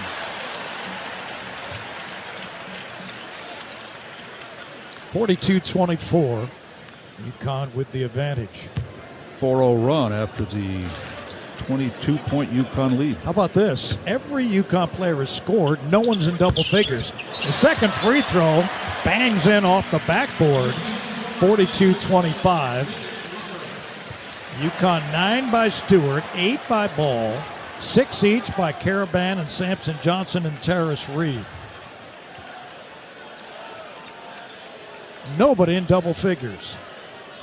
They're going to check the clock on something here. Get that right. Marquette on the season averaging 16,941 in this building. It's a great atmosphere. They're 10-1 at home. Only loss came to Xavier. Andre Jackson sitting behind the bench. We get a picture of him on the television. It's his home court with a home game tomorrow against Cam Spencer's team, Memphis. So let's see what we had here. The clock stayed the same. I don't know what the review was. It'll be UConn to inbound the ball, and they will be able to run the baseline because the free throw was made. Karaban looked to get it in, and he does get it into Reed. Reed with a couple dribbles and a handoff to Ball. Ball across the timeline, left to right. He's guarded there by Zayd Lowry. Now Caravan out front between the rings. Gives to Terrace Reed, high post left. Reed at the high post, picks up his dribble, in some trouble, and gets it back to Caravan. Caravan the far corner, it's Reed. Ross, rather. Shot missed, rebounded, loose to Solo. Solo kicks it back to Jalen Stewart. Under a minute to go in the first half. This is Stewart. And almost stolen, and it is stolen. And a foul called on Ball. UConn has had some very poor turnovers in the first half. They've gotten away with it. They can't afford to do that for the entire 40 minutes, that's for sure. So that's 2 steals for Cam Jones in this game. Yeah, Ross just a poor pass there on the right sideline. He played right into Marquette's hands. That's what they wanted, a steal and a trip to the free throw line. That's what they get. They gave the turnover to Stewart. That's 4 turnovers. He had that red-hot start shooting-wise in the first half and hasn't done anything since. All right, timeout by UConn. And the Huskies have got to get into the locker room with momentum. They've led big in this game. And they're up 42-25 right now. We pause 10 seconds for Station ID. You're listening to UConn Men's Basketball in Learfield, presented by Brown Paint, Darris and Scott.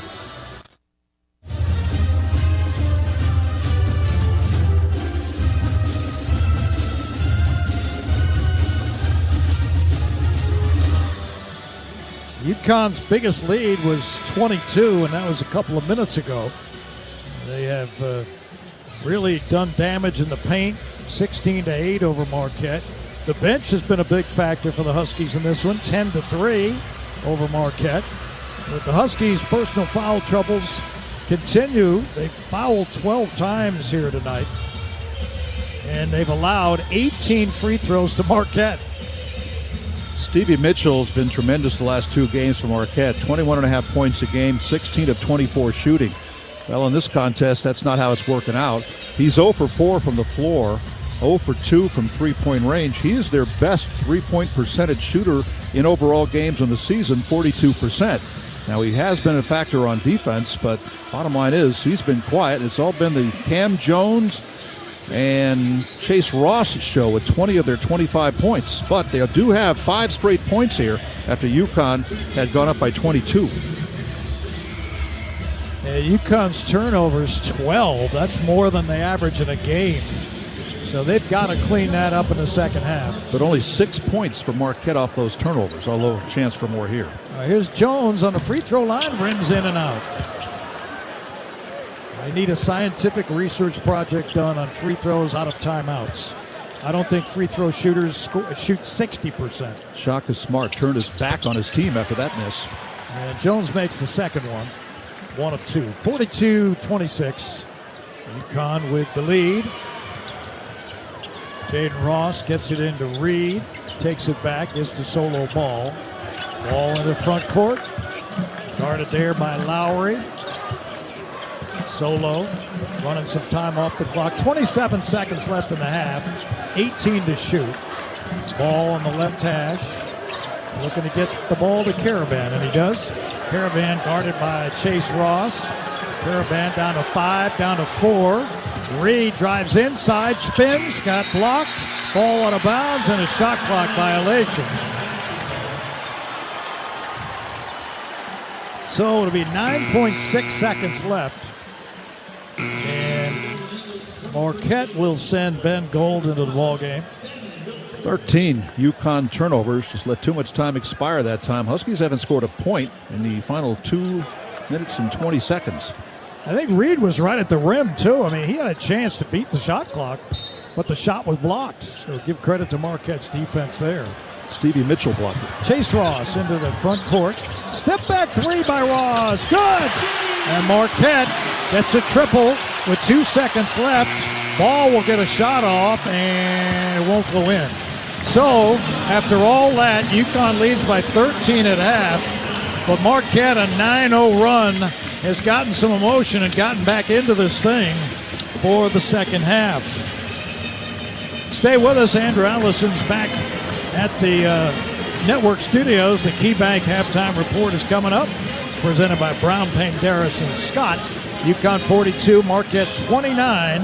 This is UConn basketball from Learfield. Connecticut Business Systems, a Xerox company, is a proud sponsor of the Yukon Huskies. We're Connecticut's largest provider of leading Xerox office technology, workflow automation, managed print services, software solutions, and audio-visual technology. We operate locally to offer you superior service and support, combined with the most advanced technology available in the industry. Our sales professionals make it their business to understand yours. So please contact us today for a free office technology assessment. Visit us at cbs-gisx.com or call toll-free at 1-800-842-0009. Is your retirement game plan a well-executed play or a Hail Mary pass? Hi, I'm Jake Dozer, certified financial planner. At Johnson Brunetti, we've helped over 5,000 families prepare for and live in retirement. And now we're proud to be the official wealth management sponsor of the Yukon Huskies. Visit us at johnsonbrunetti.com and get free financial planning books and resources. Johnson Brunetti, Retirement and Investment Specialists. Johnson Brunetti is a marketing name for the businesses of JB Capital and JN Financial. Investment advisory services offered through JB Capital, LLC. Insurance products offered through JN Financial, LLC. When severe weather rolls in, every second counts. That's why you trust the largest team of local weather experts and First Alert Live Radar. Heavy rain moving toward the Hartford area. Connecticut's only live radar tracks storms border to border and right down to your street, giving you the first alert anytime, anywhere. We're expecting thunderstorms to develop. First Alert Live Radar from Channel 3. Because when seconds count, having a first alert is everything. Are you traveling out of Bradley Airport and need a safe, reliable place to park your car? Trust your vehicle to Last Fly Off-Airport Parking. Located on Route 75 in Windsor Locks. They have both valet and self-park options to fit any budget. Last Fly is open 24 hours a day and will get you to the airport on time, every time. Join their loyalty program to earn points for free parking and be sure to ask about their corporate discounts. Save 20% by pre-booking online at lazfly.com. Last Fly is the official parking company and a proud supporter of Yukon Athletics.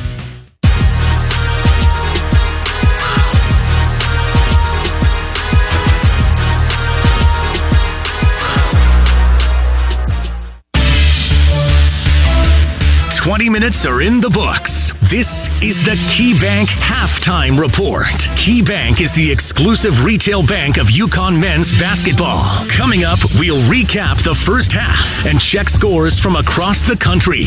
Now, let's go to the Learfield Network studios. Welcome back inside the Learfield Network studios. Andrew Allison carrying you through halftime as 25th-ranked Yukon has a 42-29 lead over 9th-ranked Marquette on the road in our game. Let's take a look at what else happened around the Big East. Two other games, they both gone final. We'll start out at Madison Square Garden. 15th-ranked St. John's and Providence going at it. St. John's 9-1 in the Big East heading into this game, and this one came down to the wire.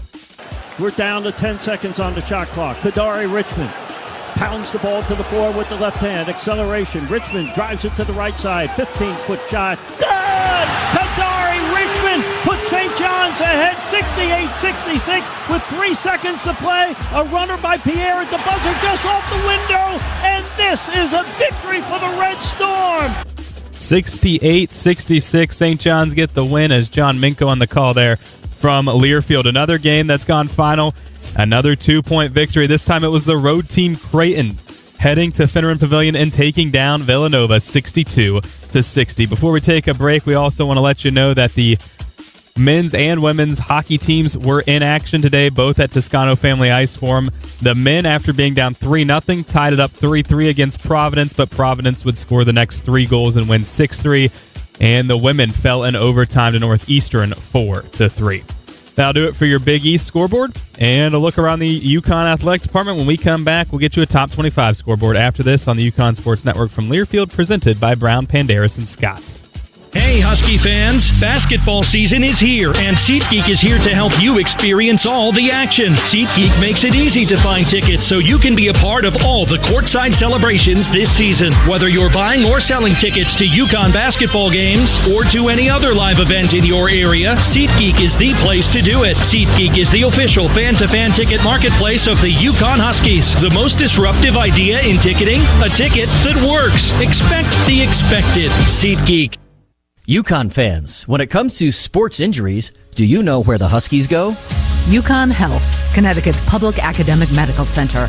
Our doctors advance research and train future generations of healthcare experts. All while offering the latest in injury prevention, treatment, and performance improvement for athletes, for everyone. When it comes to UConn athletics, our physicians are their physicians and should be your physicians too. Make their doctors your doctors. UConn Health. Learn more at health.uconn.edu. Planning a move? Let Lippincott Van Lines, the official mover of the UConn Huskies, take the worry and stress out of your relocation. Whether you're moving across the country, across the world, or just across the street, Lippincott Van Lines will handle your packing, moving, and storage needs with the care and quality they deserve. If the UConn Huskies football team can trust Lippincott to get their gear to the field on time, you can trust them to get your items where they need to be. Call Lippincott Van Lines today for a free estimate at 800-245-8563. Which schools will take home the prestigious Learfield Directors Cup as the top college athletic programs for the 2024-25 college athletics season? You can follow the standings of your favorite team or alma mater at L Directors Cup on Twitter and online at thedirectorscup.com. Trophies will be awarded in June 2025 to the winning institutions in all college sports divisions. Learfield Directors Cup, the crowning achievement in college athletics.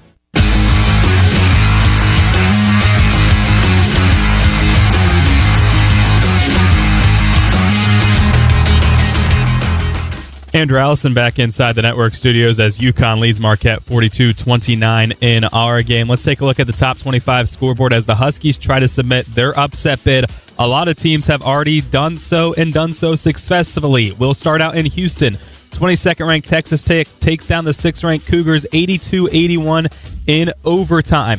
Now to Ames, where Kansas State, who was 9-11 coming into this game, took down 3rd-ranked Iowa State 80-61.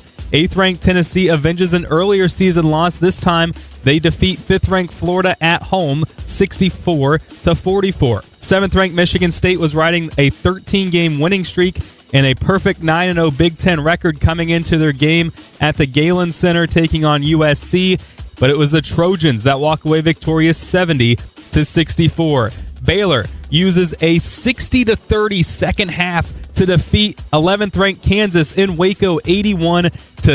20th-ranked Missouri heads to Starksville and takes down 14th-ranked Mississippi State 88-61. Louisville knocked off their 10-game winning streak by Georgia Tech in Atlanta 77-70, and Oklahoma takes down 24th-ranked Vanderbilt 97-67. That'll do it for your look at the top 25 scoreboard as it's 42-29. UConn with the lead over Marquette. We'll take a break, come back, and Wayne Norman will crunch the first half stats for you after this on the UConn Sports Network from Learfield, presented by Brown, Panderas, and Scott. When severe weather rolls in, every second counts. That's why you trust the largest team of local weather experts and First Alert Live Radar. Heavy rain moving toward the Hartford area. Connecticut's only live radar tracks storms border to border and right down to your street, giving you the first alert anytime, anywhere. We're expecting thunderstorms to develop. First Alert Live Radar from Channel 3. Because when seconds count, having a first alert is everything. At KeyBank, we know a small moment like, whoa, my kid's got a serious backhand, can lead to an even bigger question like, tennis camp is how much? And that's the type of moment where we'll meet you to help you build a savings plan for expenses big and small so your money can make money. Mike, how's that sound? Sounds like match point. Sounds like love. We could serve up tennis puns all day. For every financial need, we'll meet you in the moment. KeyBank opens doors. KeyBank member FDIC. The passion, the tradition, the rivalries.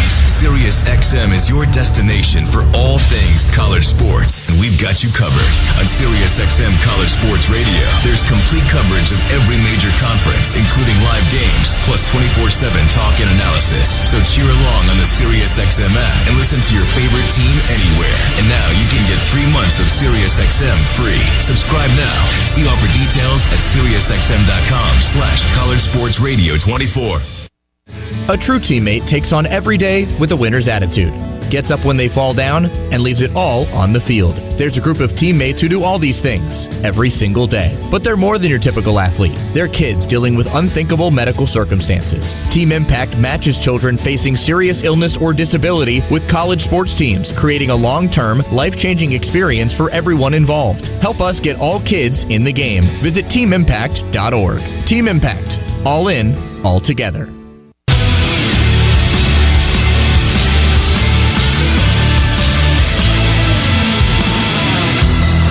Halftime in Milwaukee, UConn leading Marquette 42-29, but with 2.5 to go in the first half, it was 42-20. Marquette scored the last 9 points of the half, and a lot of these superlatives in the first half go back to New Year's Day when UConn defeated DePaul, as it's the most points UConn has had in the first half since that game. It's the fewest points by an opponent in the first half since New Year's Day, and the biggest halftime lead they've had since plus 21 at halftime at DePaul. UConn led in scoring by Jalen Stewart. He scored all 9 of his points in the first 3.5 minutes, going 3 for 3 from three-point range. Alex Karaban and Samson Johnson each had 6. Solo Ball had 8 and a team-high 6 rebounds.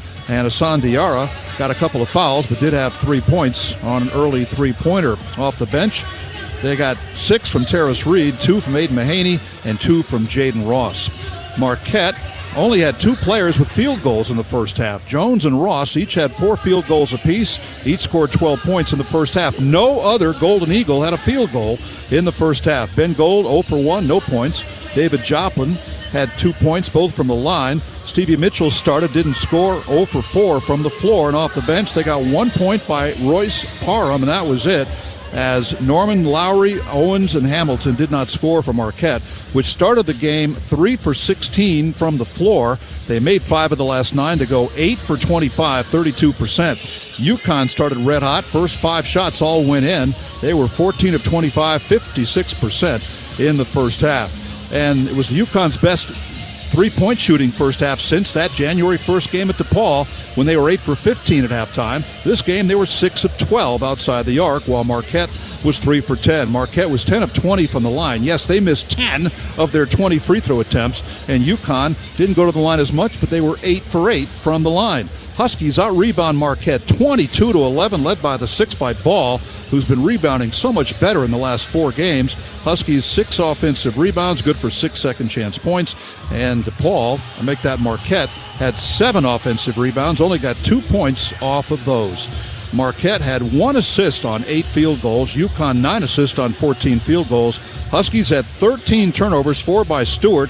But that was good for only 10 Marquette points. And for Marquette, they had 6 turnovers, good for 6 UConn points. Marquette had 7 steals, 1 block. UConn 2 steals and 4 blocks. Points in the paint, 16-8 UConn. Fast break points, 4 apiece. And UConn got 10 bench points, just 3 for Marquette. Huskies led by 22 with 2:27 to go. And then Marquette scored 9 straight points to wrap up the half. Former UConn football coach Tom Jackson passed away Thursday at the age of 76. He was 62-57 from 83 to 93, and also an assistant coach for 5 years before being named head coach. The 62 wins, the 3rd highest in school history, as are his 119 games coached. He led UConn to Yankee Conference championships 83, 86, and 89. The Scotch Plains, New Jersey native was in the first recruiting class at Penn State by Joe Paterno. His best year was 86 when they were 8-3. 89 they were 8-3. The first night game at Memorial Stadium was held that year. UConn beat New Hampshire 20-10. And his defensive coordinator in 1990 and 1991 was a guy named Steve Spagnuolo. You might be watching from the sidelines a week from tomorrow. He's the defensive coordinator for the Kansas City Chiefs, been involved in 4 Super Bowls. Halftime, it's 42-29, UConn on top of Marquette. Second half coming up. You're listening to UConn Basketball on Learfield, presented by Brown, Panderas, and Scott. Hi, this is Nick Kaplanson from Dime Bank. To win a championship, it takes more than just good players and coaches. It takes a whole community dedicated to the same goal. The same is true when it comes to banking. A successful banking relationship is built from a community fully dedicated to meeting the banking needs of its customers. If you're ready to experience a better approach to banking, come join our community at Dime. It's your bank, your choice, your Dime. Dime Bank. Community banking lives here. Member FDIC. Is your retirement game plan a well-executed play or a Hail Mary pass? Hi, I'm Jake Dozer, certified financial planner. At Johnson Brunetti, we've helped over 5,000 families prepare for and live in retirement. And now we're proud to be the official wealth management sponsor of the Yukon Huskies. Visit us at johnsonbrunetti.com and get free financial planning books and resources. Johnson Brunetti, retirement and investment specialists. Johnson Brunetti is a marketing name for the businesses of JB Capital and JN Financial. Investment advisory services offered through JB Capital, LLC. Insurance products offered through JN Financial, LLC. Power Station Events is the official production partner of the Yukon Huskies, the ultimate one-stop source featuring audio, video, lighting, staging, talented DJs and musicians, photography and videography, stunning decor and florals, and much more. As we celebrate our 40th anniversary, we want to thank Yukon Nation as we look forward to the next 40 years. Visit us at powerstationevents.com and let us help you plan your next awesome event. This copyrighted broadcast is an exclusive presentation of Learfield under the broadcasting rights granted by the University of Connecticut. Reuse of this presentation is prohibited without the expressed written consent of the University of Connecticut and Learfield. Announcers are provided by Learfield and approved by the University of Connecticut. Welcome back to Fiserv Forum. Mike Crispino, Wayne Norman, and our engineer John Ashmead. Second half about to begin, 42-29. Wayne was talking about the stats for Marquette and their shooting. The free throw line 10 of 20. Obviously, that's not defense at all involved by UConn, but I thought the UConn defense was sharp. 8 of 25 by Marquette, 32%. They held David Joplin without a field goal, 0 for 3, and he's a big-time scorer. He's had a couple of huge games for them. He had 30 against DePaul. Made 5 threes. He had 29 against Georgia, made 6 threes in that game, and not much of a factor so far. But in the second half, Wayne, UConn's got to get better guard play out of Hassan Diarra. He's got to stay on the floor, and Aiden Mahaney. I thought the pressure on Solo Ball and Jaden Ross to handle the ball and Jalen Stewart created some of the turnover problems. 4 turnovers by Jalen Stewart, and 3 by Hassan Diarra among the 13 turnovers in that first half. And again, Liam McNeely not playing in this game. He was doing some light warming up. Didn't shoot the ball particularly well, but he looked pretty good out there. Maybe he'll be back on Friday night when UConn faces St. John's. Big game at Campus Pavilion. And the freshman backup point guard Ahmad Noel still out with an ankle injury. So the Huskies short in the backcourt. But they certainly played well in the first half. And that rebounding, 22-11, a big factor. They get it into Diarra. They work right to left. Diarra against Stevie Mitchell. Picks up his dribble and gives to Stewart on the right hash at the hash mark. Now they work left again to Diarra. Diarra on a backdoor cut to Samson Johnson. Great pass, great dunk. Our dime of the game brought to you by Dime Bank. Community banking lives here. Well, that ends the pass. Yeah, that ends the 9-0 run. Here's Gold for 3, and Gold up the front rim, no good. Rebounded by Ross. It gives back to Stevie Mitchell. Mitchell now drives Stewart to the basket, can't get by him, nowhere to go. He's in the lane a long time. He gives to Ross, who fires a 3 and misses, and a rebound, Samson Johnson. Third board for SJ.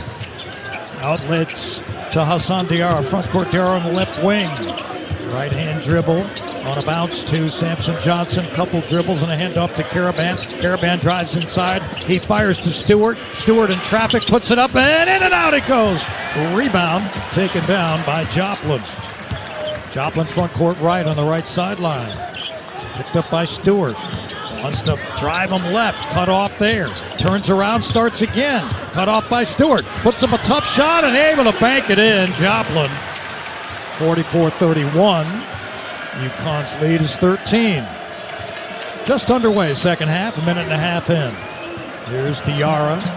Fires on the right sideline the ball. Ball out front to Hassan. Picked up by Stevie Mitchell. Hassan on the high post handoff to Samson Johnson. Back to Caravan. Can't get a shot off. Caravan gives back to Diarra. 10 seconds to shoot. Diarra stop and go. The kick to Samson Johnson. Back to Stewart. Stewart on a backdoor pass to Johnson.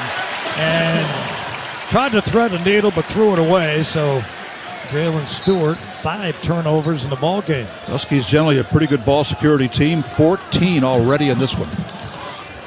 5 turnovers, as you said. Here's Gold. Gold hands off to Ross. Ross attacks ball, and he's able to bank it in. And the score, 44-33. Ross now with 14 leads the way for Marquette. Both field goals, second half, driving layups. Crowd on their feet. Here's Ball.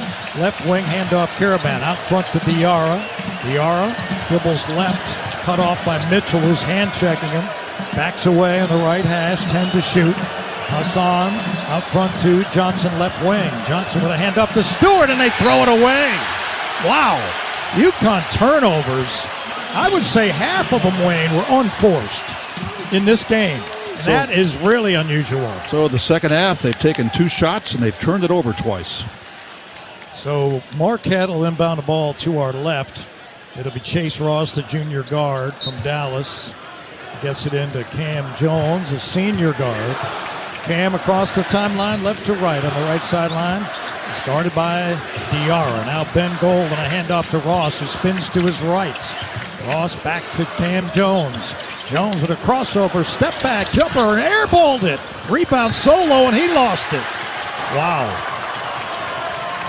UConn had the rebound, and ball couldn't control it. Jaden Ross is going to substitute here. Let's see who comes in for. He's going to come in for Jalen Stewart. Marquette has missed 3 shots second half. They've gotten offensive rebounds on 2 of them.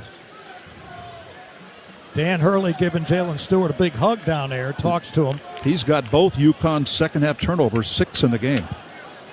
So Gold will inbound to our right. And he gets it into Joplin, the far corner. Back out front, it comes to Chase Ross. Now Jones attacking Diarra, goes to the basket, missed the layup. Rebound Ball, sprinting the front court solo. He attacks Gold, puts it up, no good. Rebounded by Mitchell. Mitchell sprints the other way, and he attacks Diarra, and he lays it up and in. Hassan Diarra is certainly hampered by the knee, and it's a 9-point game. Mitchell's first points of the game after 21 and a half in the last 2 games. Dan Hurley talking to Diarra here. UConn's got to call a timeout as the lead has shrunk down to 9, 44-35. With 16:45 to go in the game. And Key Hyundai in Milford and Manchester, Genesis of Milford and Middletown Chevrolet, the home of the 1 million mile powertrain warranty for all new car sales. UConn 44, Marquette 35. You're listening to UConn men's basketball on Learfield, presented by Brown Paint Harris and Scott. Are you traveling out of Bradley Airport and need a safe, reliable place to park your car? Trust your vehicle to Last Fly Off-Airport Parking, located on Route 75 in Windsor Locks. They have both valet and self-park options to fit any budget. Last Fly is open 24 hours a day and will get you to the airport on time, every time. Join their loyalty program to earn points for free parking, and be sure to ask about their corporate discounts. Save 20% by pre-booking online at lazfly.com. Last Fly is the official parking company and a proud supporter of UConn athletics. UConn fans, when it comes to sports injuries, do you know where the Huskies go? UConn Health, Connecticut's public academic medical center. Our doctors advance research and train future generations of healthcare experts. All while offering the latest in injury prevention, treatment, and performance improvement for athletes, for everyone. When it comes to UConn athletics, our physicians are their physicians and should be your physicians too. Make their doctors your doctors. UConn Health. Learn more at health.uconn.edu. Aw, shucks, the game's on TV, but I can't listen to the call of my favorite team broadcasters. Never fear, Sync My Game is here. Sync My Game? Yes, Sync My Game. If you have a DVR and streaming device, head to syncmygame.com from Learfield. It's never been easier to hear the impassioned voices of your favorite radio crew synced with the TV. Wow, thank you, Mr. Just remember, syncmygame.com. The Huskies live here. You're listening to play-by-play coverage of UConn men's basketball, presented by Key Bank.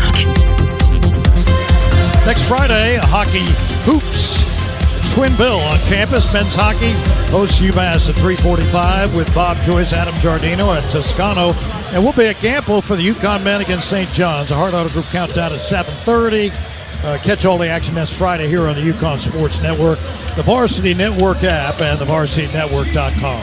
Big hockey matchup this weekend. Huskies with a dramatic tie at Providence last night, eventually decisive, getting a point in the shootout. And then today they were down 3-0, came back and tied it at 3 before a crowd of over 10,000 in Hartford. And then Providence scored some late goals in the third to win it 6-3. Those are two of the top 10 teams in the country. We may be seeing those teams meet again later in the year. Meanwhile, Marquette with that ice-cold start, including poor rebounding and poor free throw shooting, now on a 15-3 run. They're down 44-35. Marquette has a walk-on the roster from Germantown, Wisconsin, named Jake Ciardo.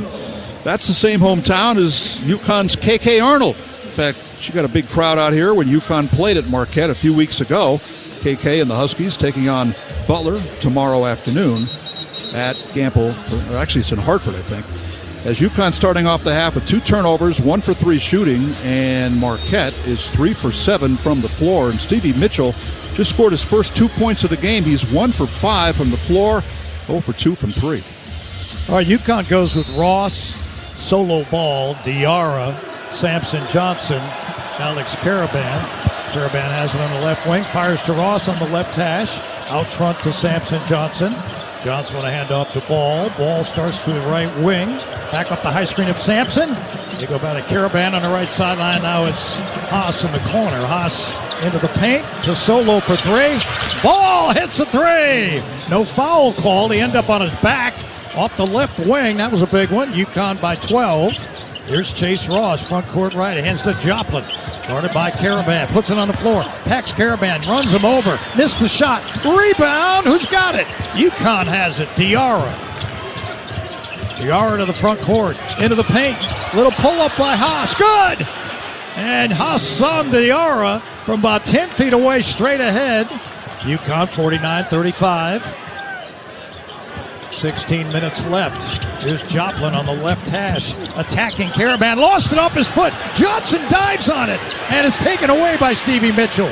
The open man is Ross, and Ross hits a 3. On the left sideline, UConn had a chance to come up with it, could not do it, and Ross made him pay.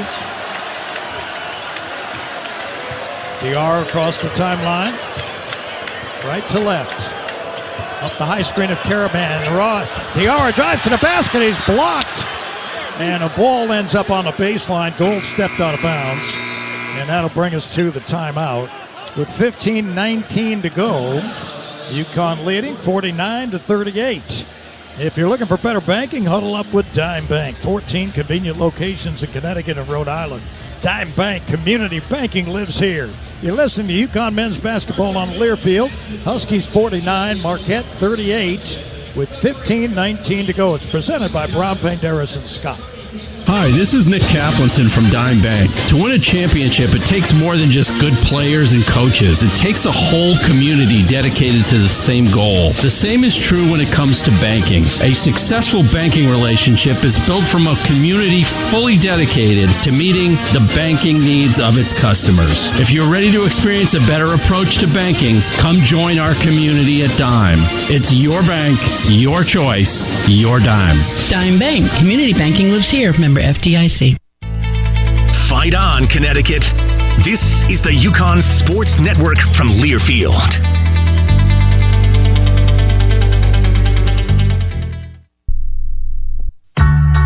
When you're high, you feel different. You think different, you talk different, you draw different, you listen to music different, but you probably knew that. Problem is, you also drive different, and not in a good way. That's why driving high is illegal everywhere. So if you're high, just don't drive. Make a plan to get a sober ride. Because if you feel different, you drive different. Brought to you by NHTSA and the Ad Council. Are you prepared for an emergency or disaster? Because it's not a matter of if, but when. Don't find yourself saying, I'll trust water bottles and a flashlight to save the day, but I'll be proved wrong. With a tornado approaching, I'll realize that I lack a wheelchair-accessible shelter. When the floodwaters rise, I'll be up in the attic with 20 cans of beans. It's a recipe for disaster. Let's prepare so we all have a better story to tell. Get started at ready.gov/older adults. Brought to you by FEMA and the Ad Council.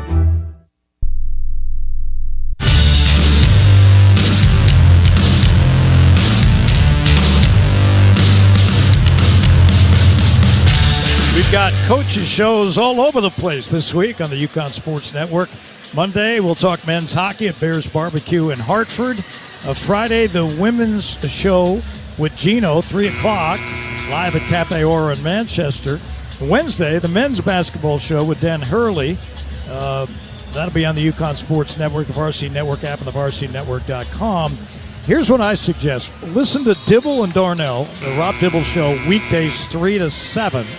They'll be telling you all the promos and when the times are for all these shows and when the games will be played as well. That's the best way to really keep up on what's going on with the UConn Sports Network.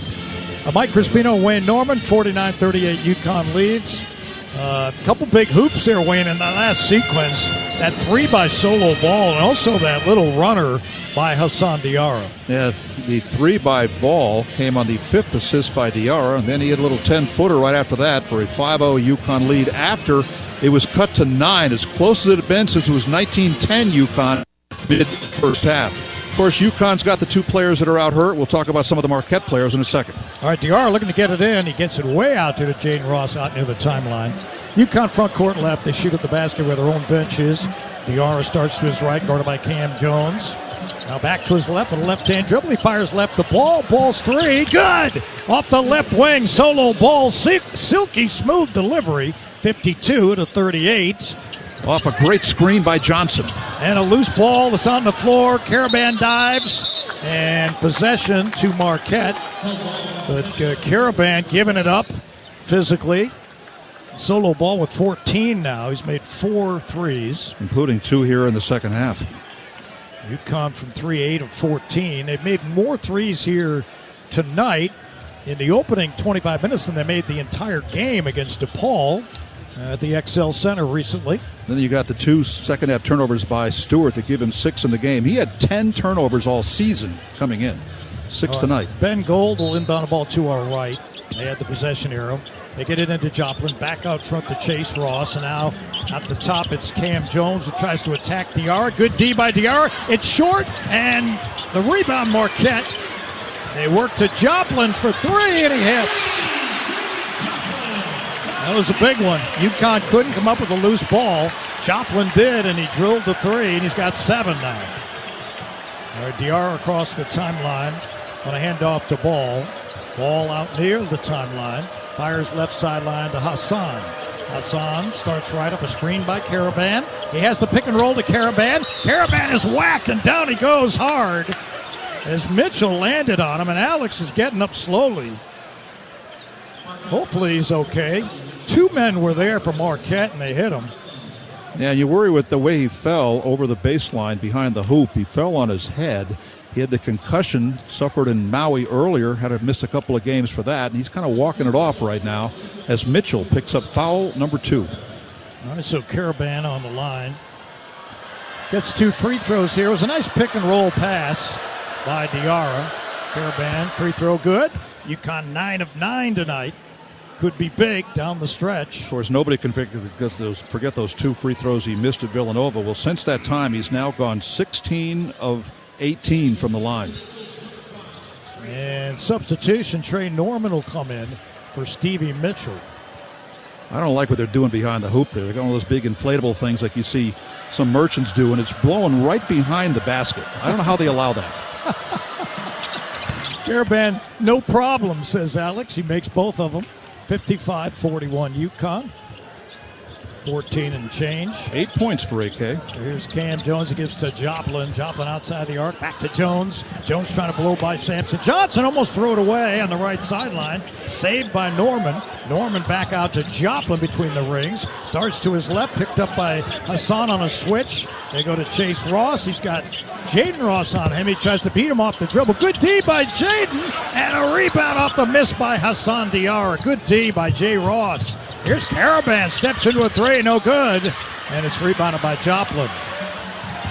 Joplin ahead to Chase Ross. Right sideline, trying to work on Hassan one-on-one. Skips it over to Joplin, who now has Jaden Ross in front of him. Joplin trying to set him up on an oscillation. Starts to his left with a left-hand dribble. Gives to Chase Ross. Ross puts it on the floor, goes right to the basket. He's blocked by Samson Johnson. Here comes solo ball.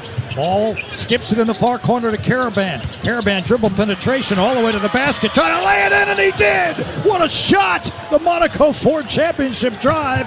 Aiden Mahaney drives a Monaco Ford. You can too. Visit MonacoFord.com for current offers. Cam Jones, front court right to Ben Gold. Back to Chase Ross. He attacks Samson Johnson. Circles around. Goes to the left hand and laid it in. What a shot. Oh, Chase Ross with a 360 move. 56-43 UConn. 12:40 to go. Terrace Reed set to check in. Solo ball, front court left on the right wing. Outside the arc, out front to Sampson. Sampson with a handoff to Diarra. Diarra starts right. Back to Caravan. Throw it away. Wow. How many of these turnovers of the Huskies, when they look at the film of this game, oh, man, it is going to be ugly. Well, Hassan Diarra, one of the top assist-to-turnover ratio men in the country. That's 4 turnovers for Haas tonight, and some of those just go to people that aren't there. Huskies now in the game have 17 turnovers. 4 have come in the second half. So it'll be inbounded by Trey Norman. He gives it up to Cam Jones. Jones walks across the timeline, left to right, picked up by Jaden Ross. Jones with a left-hand dribble, starts to his left, attacks inside, goes up over Ross, missed the shot, but it's tipped up and missed again. And another rebound by Marquette. It's Trey Norman, and he gets it out to Lowry, outside the arc. Lowry attacks Jaden Ross, and Ross fouls it. Wow. If UConn could only grab a hold of some rebounds, they would not be in this kind of a game right now with Marquette. Even though they've won the rebounding battle, there have been a lot of opportunities to get defensive rebounds, and they haven't done it. Well, they were up 11 rebounding at halftime. They're up 9 now, 28-19. Looks like they don't need Adama Sanogo here, but Adama just named to the G League All-Star team. He's put up almost double figures in points and rebounds for the Chicago Bulls G League team. He's had a little bit of time in the NBA, but most of that's G League time, so he'll be there on All-Star Weekend on January 15th and 16th. Zayd Lowry, only 3 of 4 on the season, rolled one over the front rim for the free throw. This will be a third chance opportunity for points here. And they make both of them. 56-45. UConn leads 8 minutes into the second half. And the Shaka Smart goes to his bench. Caden Hamilton. Shaka's taken 3 schools, 3 different ones to the NCAA tournament. And VCU, Texas, and now, of course, Marquette. Right, and one of those was VCU in 2011 when UConn won it. And if VCU had beaten Butler, it would have been UConn versus VCU in the championship game. They get into Aiden Mahaney. He's only played a couple of minutes in the ball game. He walks it across the timeline. Because he had 3 fouls in the first half. Right. Mahaney gives up on the left sideline to Jaden Ross. Jaden Ross out front to Caravan. High post handoff, Terrace Reed. He hands to Mahaney, who spins right all the way to the basket. Went to the left hand. It's rebounded by Terrace Reed off the miss, and Reed will go to the line to shoot 2. And Dan Hurley thought there might have been goaltending there. He might have an argument. They might have to review that because the ball got up on the rim and it was batted around. UConn will get free throws when we come back out of the timeout under 12 minutes. 11:46 to go. UConn leading 56-45. Terrace Reed to shoot 2 when we come back. When you're out of town and want to keep up with live college sports, be sure to download the free Varsity Network app on both Apple and Android. Listen to college sports live with free Varsity Network app. You're listening to UConn men's basketball on Learfield. 11-point UConn lead with 11:46 to go. It's presented by Brown, Penderas, and Scott. Hey, Husky fans! Basketball season is here, and SeatGeek is here to help you experience all the action. SeatGeek makes it easy to find tickets so you can be a part of all the courtside celebrations this season. Whether you're buying or selling tickets to UConn basketball games or to any other live event in your area, SeatGeek is the place to do it. SeatGeek is the official fan-to-fan ticket marketplace of the UConn Huskies. The most disruptive idea in ticketing? A ticket that works. Expect the expected. SeatGeek. Planning a move? Let Lippincott Van Lines, the official mover of the UConn Huskies, take the worry and stress out of your relocation. Whether you're moving across the country, across the world, or just across the street, Lippincott Van Lines will handle your packing, moving, and storage needs with the care and quality they deserve. If the UConn Huskies football team can trust Lippincott to get their gear to the field on time, you can trust them to get your items where they need to be. Call Lippincott Van Lines today for a free estimate at 800-245-8563. A true teammate takes on every day with a winner's attitude. Gets up when they fall down and leaves it all on the field. There's a group of teammates who do all these things every single day. But they're more than your typical athlete. They're kids dealing with unthinkable medical circumstances. Team Impact matches children facing serious illness or disability with college sports teams, creating a long-term, life-changing experience for everyone involved. Help us get all kids in the game. Visit teamimpact.org. Team Impact. All in, all together. This is UConn men's basketball, presented by Key Bank. Now back to our broadcast location. Next Friday, a hockey hoops twin bill on campus. Men's hockey hosting UMass 3:45. Bob Joyce, Adam Giardino will be at Toscano for that. Then we'll have Gamble, UConn men's St. John's with a Hard Auto Group countdown at 7:30. Catch all the action next Friday here on the UConn Sports Network, the Varsity Network app, and the VarsityNetwork.com. Mike Crispino, Wayne Norman, along with John Ashmead, our engineer. We sit high above the Fiserv Forum, about 25 rows up away from the UConn bench. The Huskies have led most of the way. All the way. And they were up by 22 with a couple minutes left in the first half. Marquette got back in it with a 9-0 run, and UConn is back up by 11 here.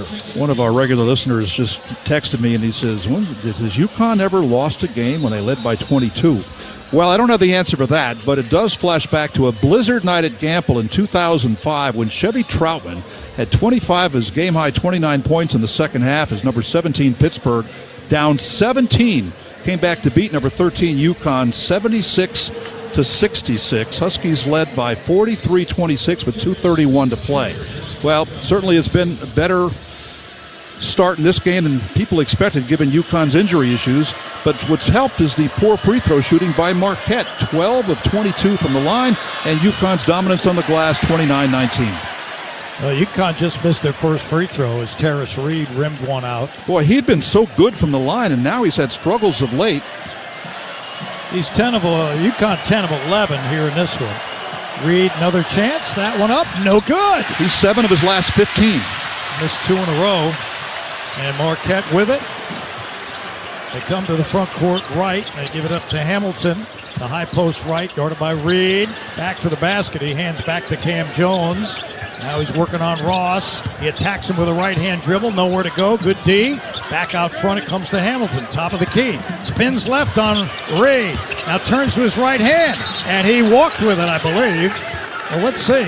A foul is called. Well, I thought he walked. He's in the lane for about 8 seconds. Only 2 team fouls on UConn. 2 by both teams here with 11:20 left in the game. Yeah, but that's 3 fouls now on Terrace Reed. That's why the fact he wasn't called for traveling is a bigger factor. All right, so it'll be Hamilton inbound to our right on the baseline. He gets it in to Royce Parham, and now back out front to Cam Jones. He starts to his left on Ross, and he scoops it up and in from the left side of the lane. 56-47, Marquette back within 9. 6-0 run. Crowd on their feet. Mahaney, front court. Starts to his right, back to his left, gives it up to Reed. Reed with a handoff to Ball. Ball starts back to his left. Can't beat his man off the dribble. Step back 3 by Ball. Good! Oh, man, that was a gutsy shot by Solo. He's got 17. 59-47, UConn. Here's Jones. They go pick and roll down low. Can't make it work to Parham. Back to Jones, attacking Ross. Spins into the paint. Stripped by Ross. Ball is loose. Who's got it? And it's a jump ball, and it'll be UConn getting the arrow. What hustle by Alex Caravan. He's been getting some floor burns in this game, and that was really an important possession. And UConn gets it back because of the hustle of Caravan. Huskies' 22-point lead in the first half cut to 9 with 15:54 to go in the second half.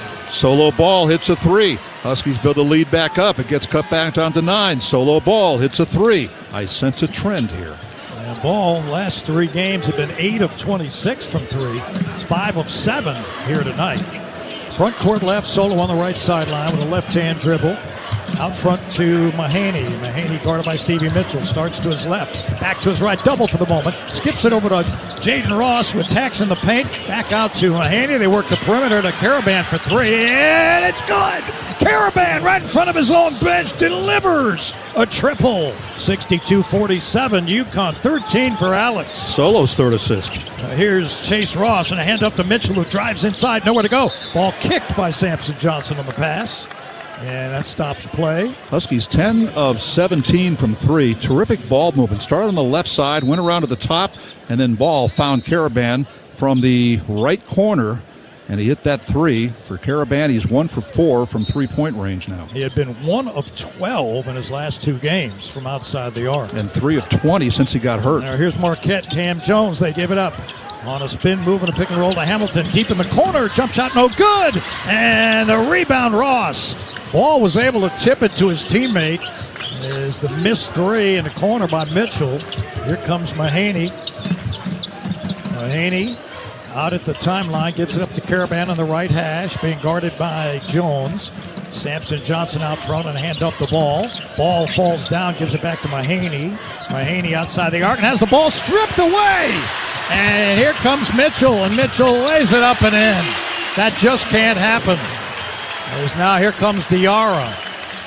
62-49, UConn by 13. Almost every field goal by Marquette in the second half has been a driving layup. All right, Mahaney, and try to dump it over to Samson Johnson, turns it over. Back the other way, Cam Jones. Try to get a three off, instead gives to Chase Ross on the left wing, gets it back.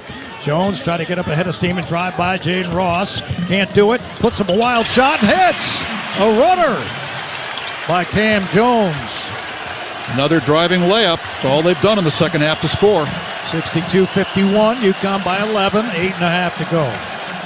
Here's Jaden Ross on the right sideline. Front court left. Back out front to Samson Johnson.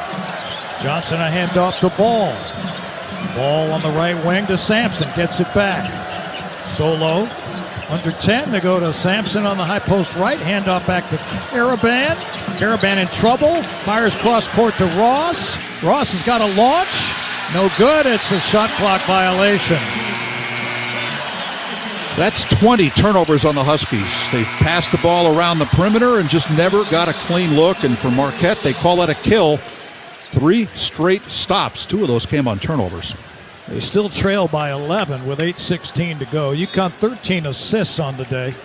But this is the worst set of turnovers I've seen all year by UConn. Marquette gets some credit for that, though. Let's face it. That's what they do. Here's Hamilton on the high post left. He gives to Chase Ross. He drives to his left, backs away. Diarra back in the ball game. Jalen Stewart, 2. Stewart guards Cam Jones. Jones starts with left, picked up by Caravan on a switch. He's on the left sideline. Right hand dribble into the paint. Nowhere to go. Floater, good. Tough shot by Cam Jones. And it's a 62-53 game. Here's Diarra. Down to 9 again. Timeline, and Diarra will call the timeout. UConn had opened up a big lead again, but back comes Marquette. They're not going to die. They're 9-1 in the conference. They're a half game out of first place. And a timeout. Under 8 minutes to go. 7:45 remaining. Do you have complex legal issues that are personal business or both? With Brown, Panderas, and Scott, you get more than a lawyer, you get a law firm. Visit bpslawyers.com or reach out at 860-CALL-BPS. That's 860-CALL-BPS. You're listening to UConn Men's Basketball in Learfield. The Huskies by 9, 7:45 remaining. It's presented by Brown, Panderas, and Scott. Is your retirement game plan a well-executed play or a Hail Mary pass? Hi, I'm Jake Dozer, certified financial planner. At Johnson Brunetti, we've helped over 5,000 families prepare for and live in retirement. And now we're proud to be the official wealth management sponsor of the UConn Huskies. Visit us at johnsonbrunetti.com and get free financial planning books and resources. Johnson Brunetti, Retirement and Investment Specialists. Johnson Brunetti is a marketing name for the businesses of JB Capital and JN Financial. Investment advisory services offered through JB Capital, LLC. Insurance products offered through JN Financial, LLC. The exclusive home of the Huskies. This is the UConn Sports Network from Learfield. Comes to a gun suicide attempt, all it takes is a moment. My son, Ricky, took his life by the use of a firearm. It broke me, and I contemplated suicide. My grandson, I was going to have to be here for him. I still own my firearm. I keep it in a safe because I want to keep my grandson and myself safe. Store your guns, locked, unloaded, and away from ammo. Hear more safe stories at endfamilyfire.org. Brought to you by Brady and the Ad Council. This message is for Shauna, my mom who just finished her high school diploma. I wanted to say I'm so proud of you for finishing school. You taught me it's never too late to achieve your dreams. I hope to make you as proud as you have made me. When you graduate, they graduate. Finish your high school diploma for you and for them. Visit finishyourdiploma.org to find free and supportive adult education centers near you. Brought to you by the Dollar General Literacy Foundation and the Ad Council.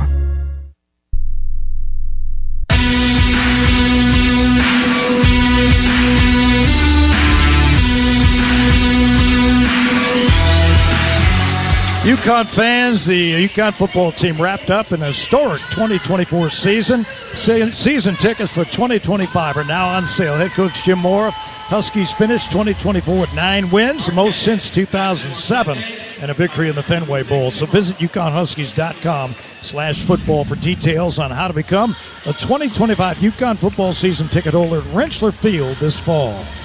Well, the Huskies 20 turnovers. That's been a major factor in this game.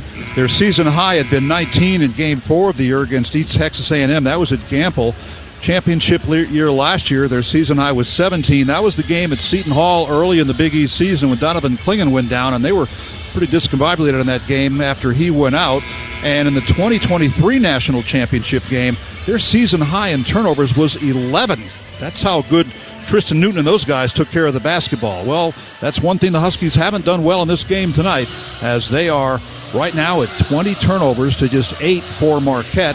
But they've also out-rebounded Marquette 30-20. Marquette's +1 here in the second half. And Marquette's done a good job on the offensive glass. They've got 12 offensive rebounds, as they haven't had a lot of scoring off of that, but it's certainly possessions that UConn would have had they been able to contain the defensive rebound. And look who's leading UConn in rebounding again. It's Solo Ball. 2 games ago had 11, a career high. He's got 9 in this game. The inbound on the front court left to Hassan Diarra, guarded by Stevie Mitchell. Diarra on the right sideline at the hash, being bumped by Mitchell. Mitchell's right up in his chest. They give it a ball back to Diarra outside the arc. Now Samson Johnson, they're under 10, got to get a shot. It ended up in Karaban's hands. Karaban drives to his left, puts up a wild shot, and hit it at the buzzer. Oh, off balance, right hand, 16 feet away. Karaban knocks one down. Ends that 6-0 run for Marquette. Here's Jones, drives into the paint, and he gives it up for a layup by Royce Parham, and they get the bucket right back. Parham, who hadn't been much of a factor, gets a field goal, and it's 64-55 UConn. Here's Diarra, front court, across the timeline. Mitchell in his face. Gives it up in the left corner to Karaban. Karaban starts to his right. Picked up on a switch by Parham. Backs away and gives to Ball on the right sideline, left sideline. Ball back out front to Karaban. They're down to 6. They're down to 5. Karaban puts it on the floor. He attacks inside, and he's fouled. So they had to get something offensively, and UConn says it should be a shot. I don't think they're going to give him shots, though. Parham gets his second foul. Alex not at the line, so I think you're right. Yeah, the Huskies are trying to sell it, but the replay shows it was not a shot attempt. They get 20 more seconds, and they bring Ben Gold in. Ben Gold has been a big scorer for them, especially from 3, and he's been quiet tonight. All right, Ball trying to get it in. He gets it into Samson Johnson outside the arc, left, and he hands back to Solo. Solo spins inside, back to his right, pick and roll, Sampson. Sampson is fouled as he goes to the rim by Stevie Mitchell. And he got hacked pretty well because Sampson was going to rise and rip, but he couldn't get up because he was stopped by Stevie Mitchell. Well, that was the play that's worked so well the last couple of years for the national champs, especially with Tristan Newton starting it off. But they, that time, got the pass down low to the rolling Samson Johnson, who's had a solid game so far. He's 3 for 3 from the floor and 2 for 2 from the line. And here's a couple more. All right, Sampson's free throw good. And Johnson averaged about 20 minutes a game this year. was 21 of 29 coming in from the line. He's now 2 for 2. Played 20 minutes so far tonight. Second one by Sam. Good. Big free throws by Samson Johnson. Jalen Stewart comes out. Jaden Ross comes in. Little defense-offense substitution by Dan Hurley. 66-55 UConn, 6.5 to go. Cam Jones, front court right on the right sideline. He attacks DR, goes all the way to the basket, blows right by him.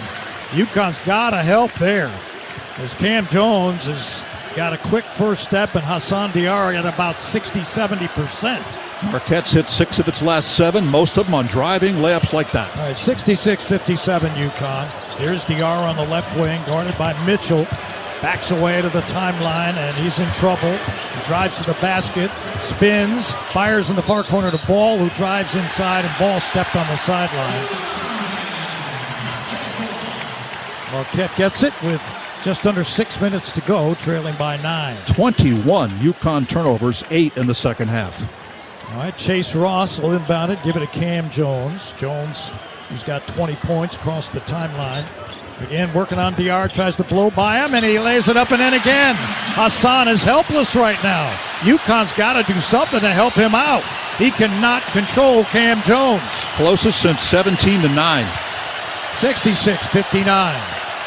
DR playing with a bad knee right now. Here's Solo out front to Ross.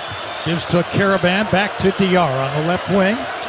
Diarra skips it to Ross at the baseline, can't get a shot off. Back to Ball for 3. Good! Oh, Ball knocks down a triple right in front of the UConn bench. What a big-time shot by Solo. He's got 20. He saves his biggest shots for when Marquette gets the closest. Cam Jones tries. No! Got to get a rebound, and Ball did. And he's got a double-double. Ahead to Hassan DR and into the front court. DR got whacked by Cam Jones, no whistle. Ball has it on the right sideline, back out front to Hassan. Marquette is selling out, looking for steals. High post handoff, Samson Johnson, back to DR on the right hash. Now it's Ball. And a foul called on UConn center Samson Johnson for a moving screen. And Dan Hurley is pleading the flop case, and I don't blame him. I mean, it was a flop for sure, but the whistle blew. And it'll be Marquette ball. 69-59 UConn, 4:43 to go. That's a turnover, number 23. Samson Johnson's got 3 personal fouls. Marquette inbounds. Cam Jones across the timeline to Stevie Mitchell. It's on the left sideline. Mitchell fires it right to Chase Ross. On the right sideline, they go to Parham. Parham back out front to Chase Ross. Ross now puts it on the floor with a left-hand dribble, tries to go by Jaden Ross once, twice, attacks him, nowhere to go, fade away, tough shot, got a rebound. Samson Johnson got it. Every one is crucial now, and he gives it up to Solo Ball. 4 boards by Samson. Here's Ball into the front court. He's guarded closely by Joplin. Solo starts right, gives up and a bounce to Jaden Ross. Foul on extended right, back to Solo. Solo being scraped at by Joplin. Back to Caravan. Caravan on the right side, gives it up to Samson Johnson. Down to 6, down to 5, the pick and roll. Samson, backdoor cut. Ross can't come up with it, and it'll be a shot clock violation. Oh, UConn had a backdoor cut for a layup, but Ross's pass was behind him, and the Huskies have to turn it over on a shot clock violation. And it'll be Marquette ball. UConn basketball presented in part by Johnson Brunetti, the official wealth management sponsor of the Huskies. Pause 10 seconds for station ID. You're listening to UConn men's basketball on Learfield. UConn leading 69-59, 3:51 to go. It's presented by Brown Paint Harrison Scott.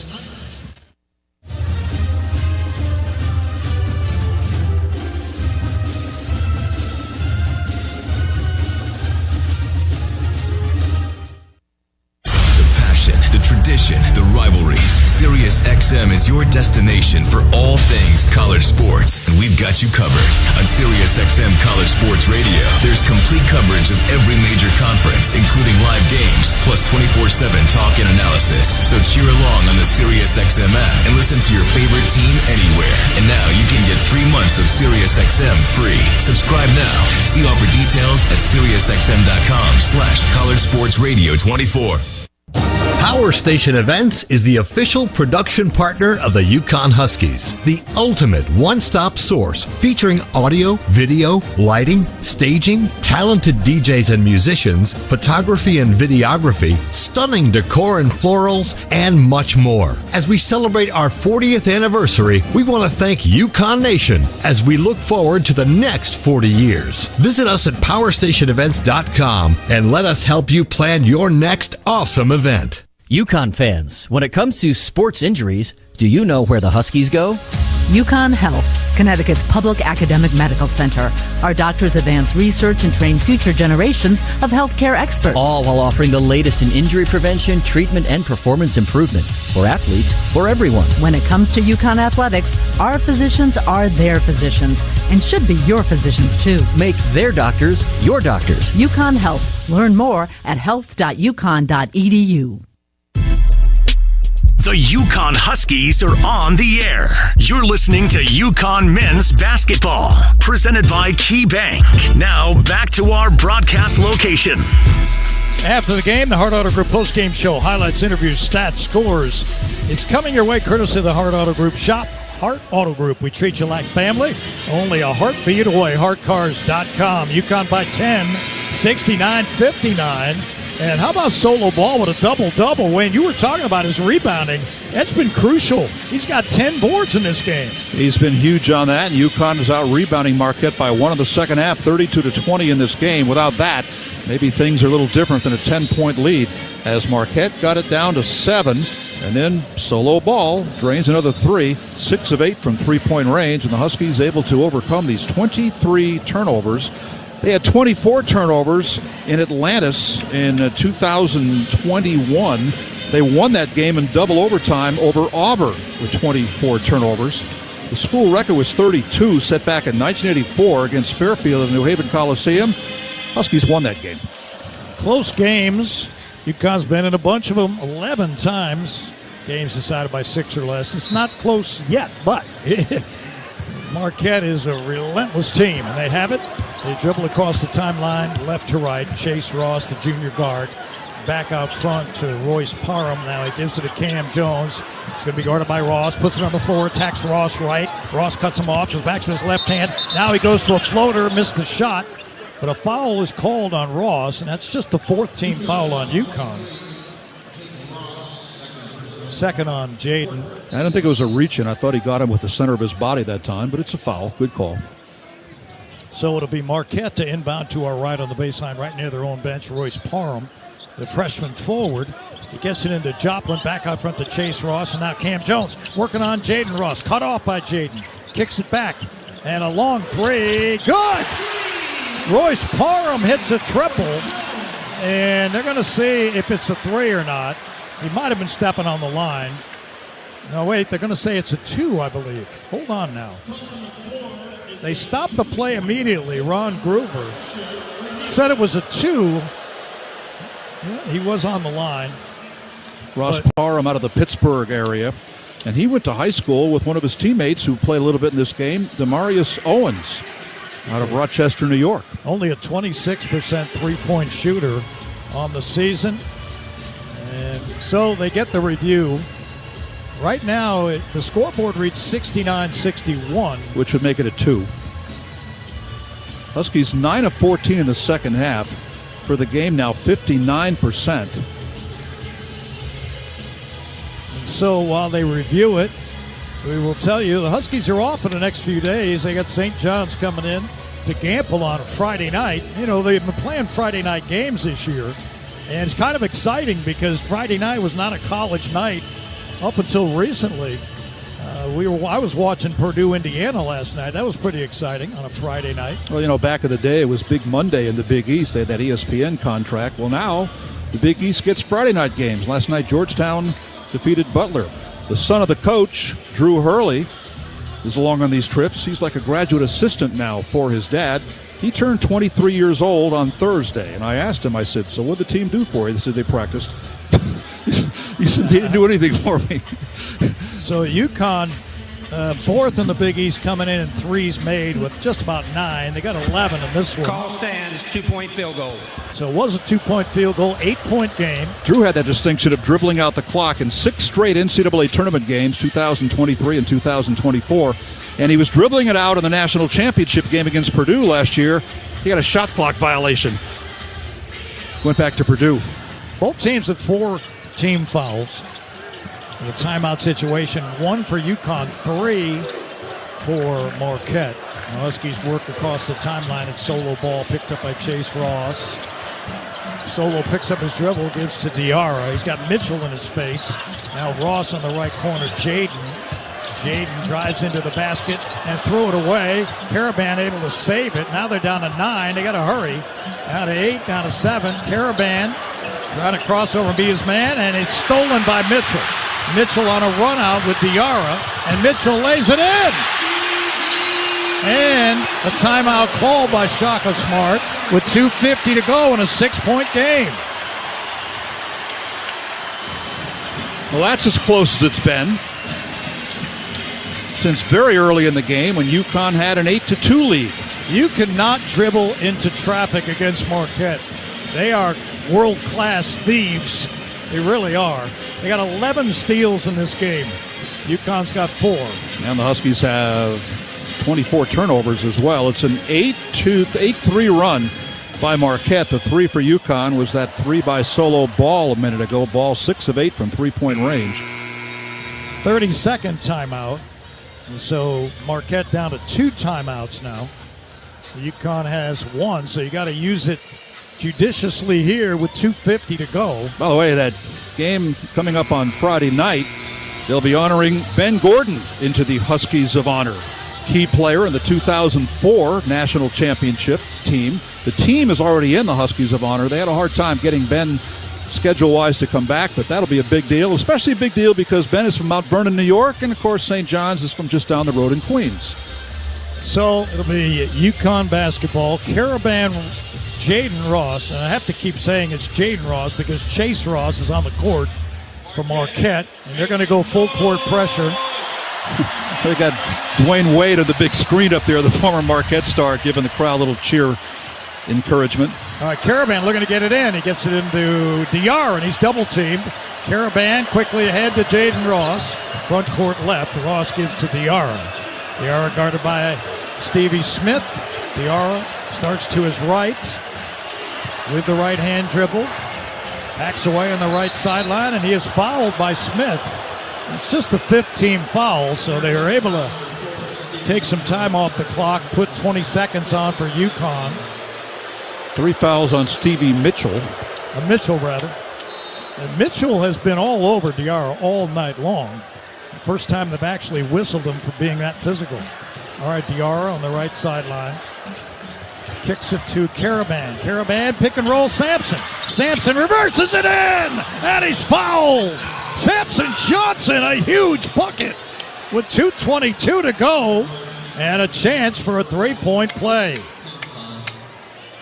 Sampson shooting 81% over the last 16 games. He is 4 for 4 from the floor in this game and 4 for 4 from the free throw line.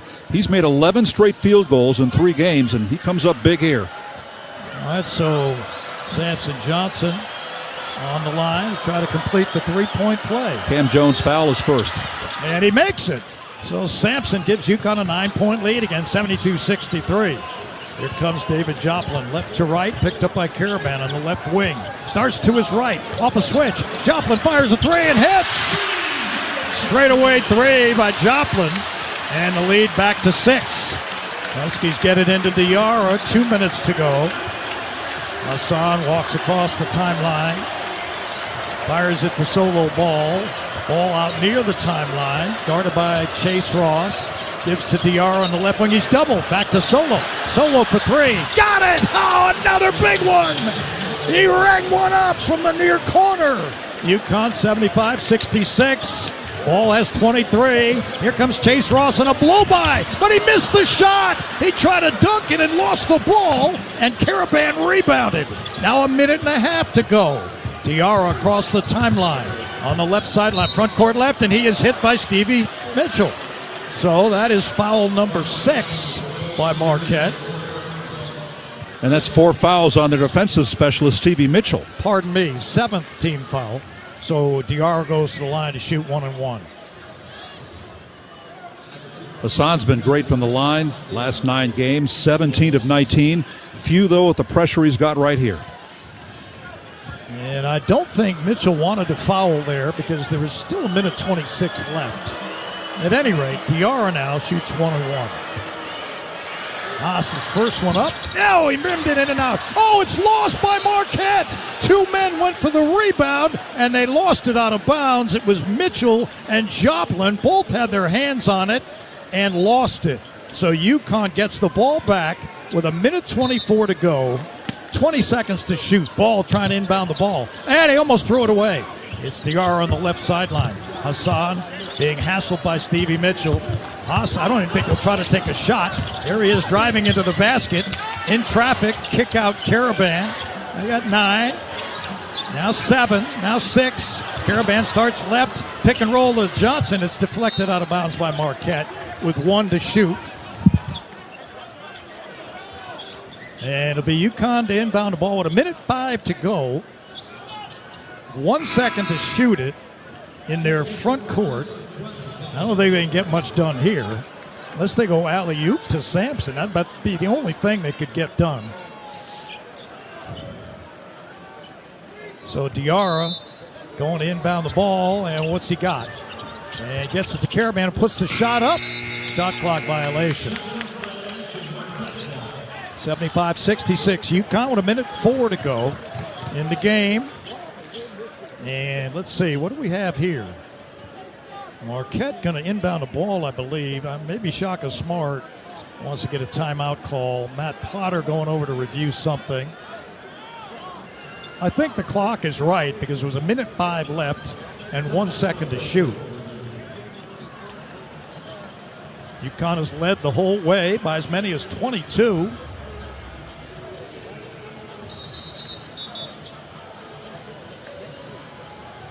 And Marquette will inbound along the baseline to our left, right near the UConn bench. UConn shooting 59.5% on the game. 12 of 19 from 3, 13 of 16, 81% from the free throw line. 2 timeouts left for Marquette. Chase Ross will look to inbound. He gets it into Cam Jones. Jones guarded by Ball. Now back to Ross. Ross fires back to Jones, top of the arc. And the right wing is Joplin. He can't get a shot up. Now he throws it up. It's no good. And it's rebounded off of Marquette. It'll be UConn ball with 51 seconds to go in the game. And let's see, was there a foul called? Now they're going to review the out of bounds. UConn up 75-66, 51 seconds left. A few of the Marquette Golden Eagle fans are seeing the math involved, and they are leaving. I know it was knocked off by Chase Ross, I believe. Caravan had his hands on it, but Ross hit it. Let's see who they give the ball to. But what a night for UConn. Solo Ball with 23 points. 15 for Alex Caravan, 13 by Samson Johnson, 9 by Jalen Stewart. 3 threes early, got the Huskies off to a great start. Hassan Diarra delivered 5 points, 7 assists. They had 6 from Terrace Reed Jr. The Huskies awaiting the call here. What do we have? It's going to be UConn ball. After further review, the play stands as called.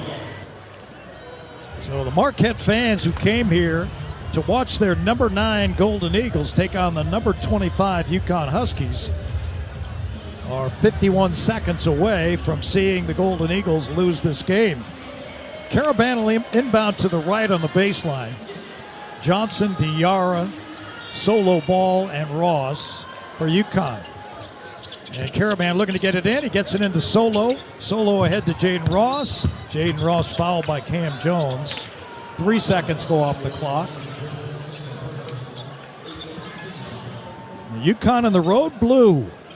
On the road this year, 4-2 when they came in here.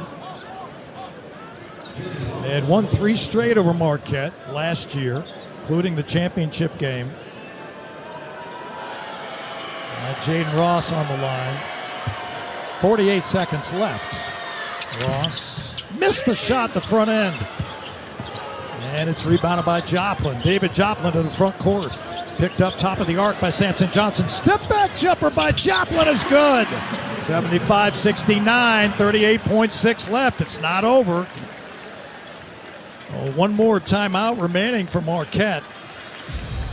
UConn can run as much time off as, or get it down to about 8 seconds left without taking a shot. They might just do that.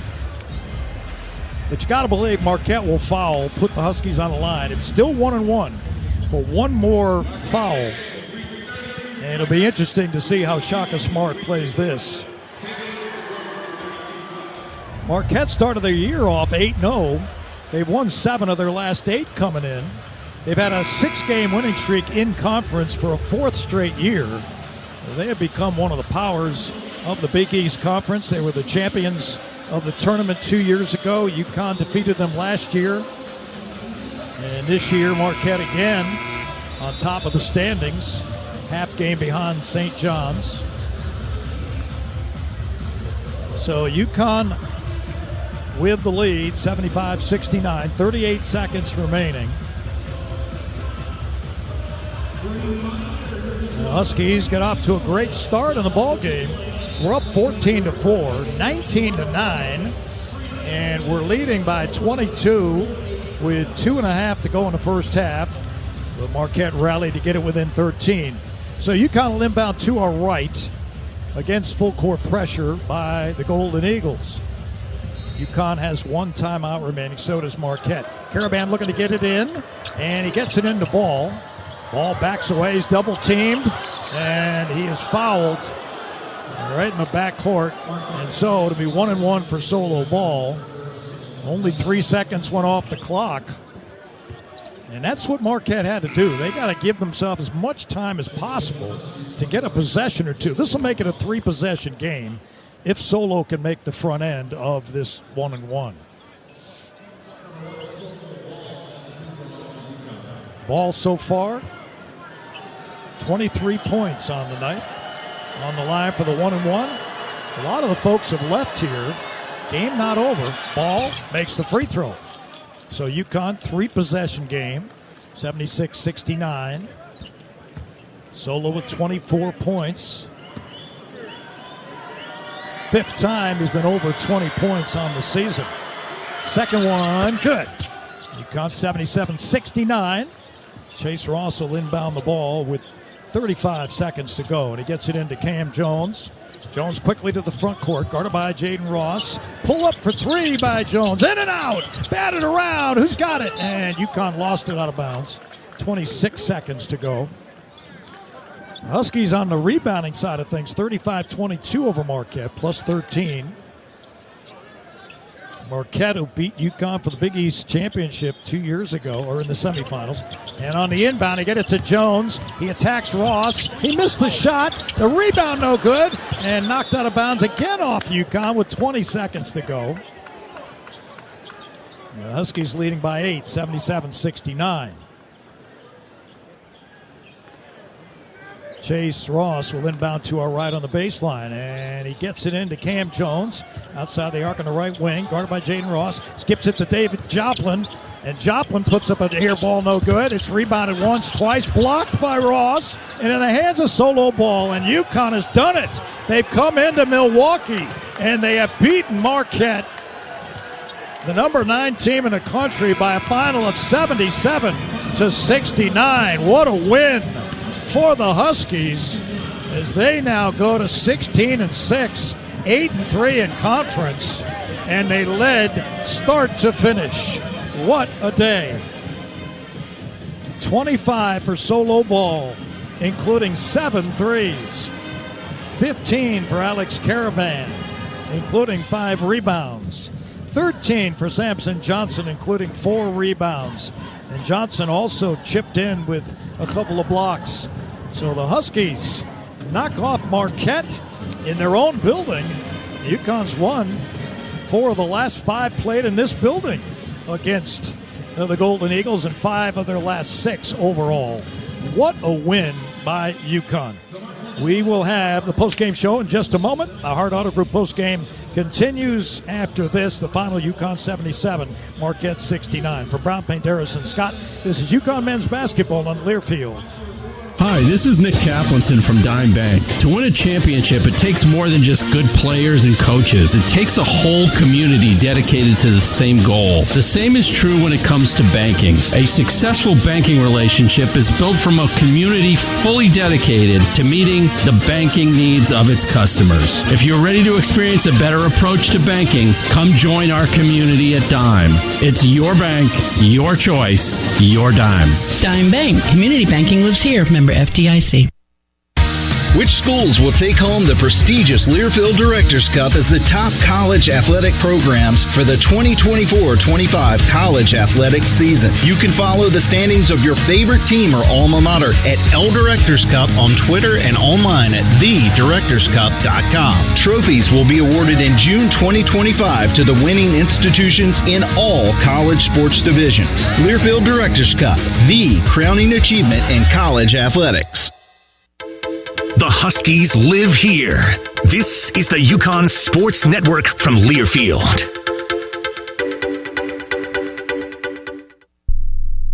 You said you'd never buy your kid candy from the checkout aisle. Or forget extra diapers. You'd never lick your thumb to clean their face. Never, ever become a minivan mom. So when you say you'd never leave your child in a hot car, no, it can happen. Cars get hot fast, and kids can be at risk in temperatures as low as 60 degrees Fahrenheit. Never happens. Before you leave the car, always stop, look, lock. Brought to you by NHTSA and the Ad Council. August was born 3 pounds, 9.8 ounces. When I first saw him, it was a whole range of emotions. There's stuff I still want to do. Being a young dad, it's not giving up. It's shifting. I look through his eyes. I can envision a whole future with him already. To throw the first football to him, give him ice cream for the first time. My life is now devoted to his life. Through all of fatherhood's firsts, never stop being a dad. Visit fatherhood.gov to hear more. Brought to you by the U.S. Department of Health and Human Services and the Ad Council.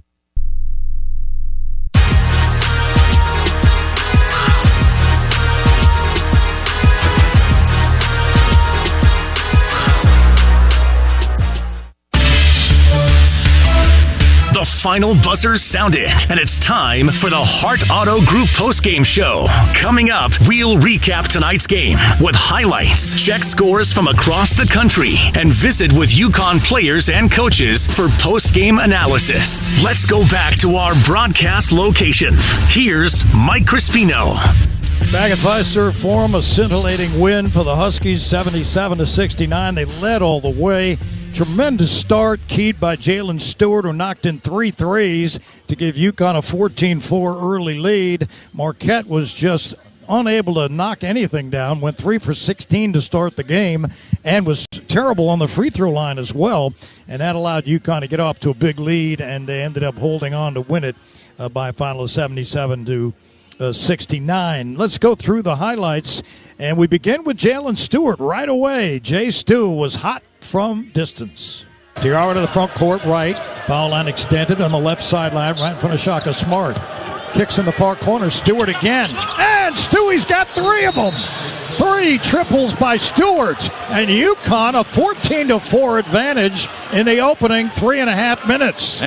Well, Stewart with those 3 threes ended up with 9 points. And then Terrace Reed from solo ball, and UConn had another 10-point lead with just under 12 minutes to go in the first. Jaden on a run out, front court right, pulls up on the left sideline. Mitchell tries to steal it from him. Ross on a backdoor cut to Ball. Ball hands to Reed, and Reed lays it in left-handed. Nice feed by Solo Ball. 19-9 UConn. And the Huskies had their second 10-point lead of the ballgame. They extended it to 15. Jaden Ross with a tough shot in the lane.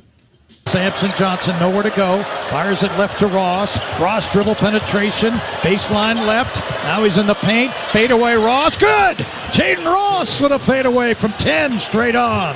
UConn 28-13. And Jaden with a couple assists in that bucket. Another steal as well. Excellent defense in 27-plus minutes on the floor as UConn went 10 of their first 13.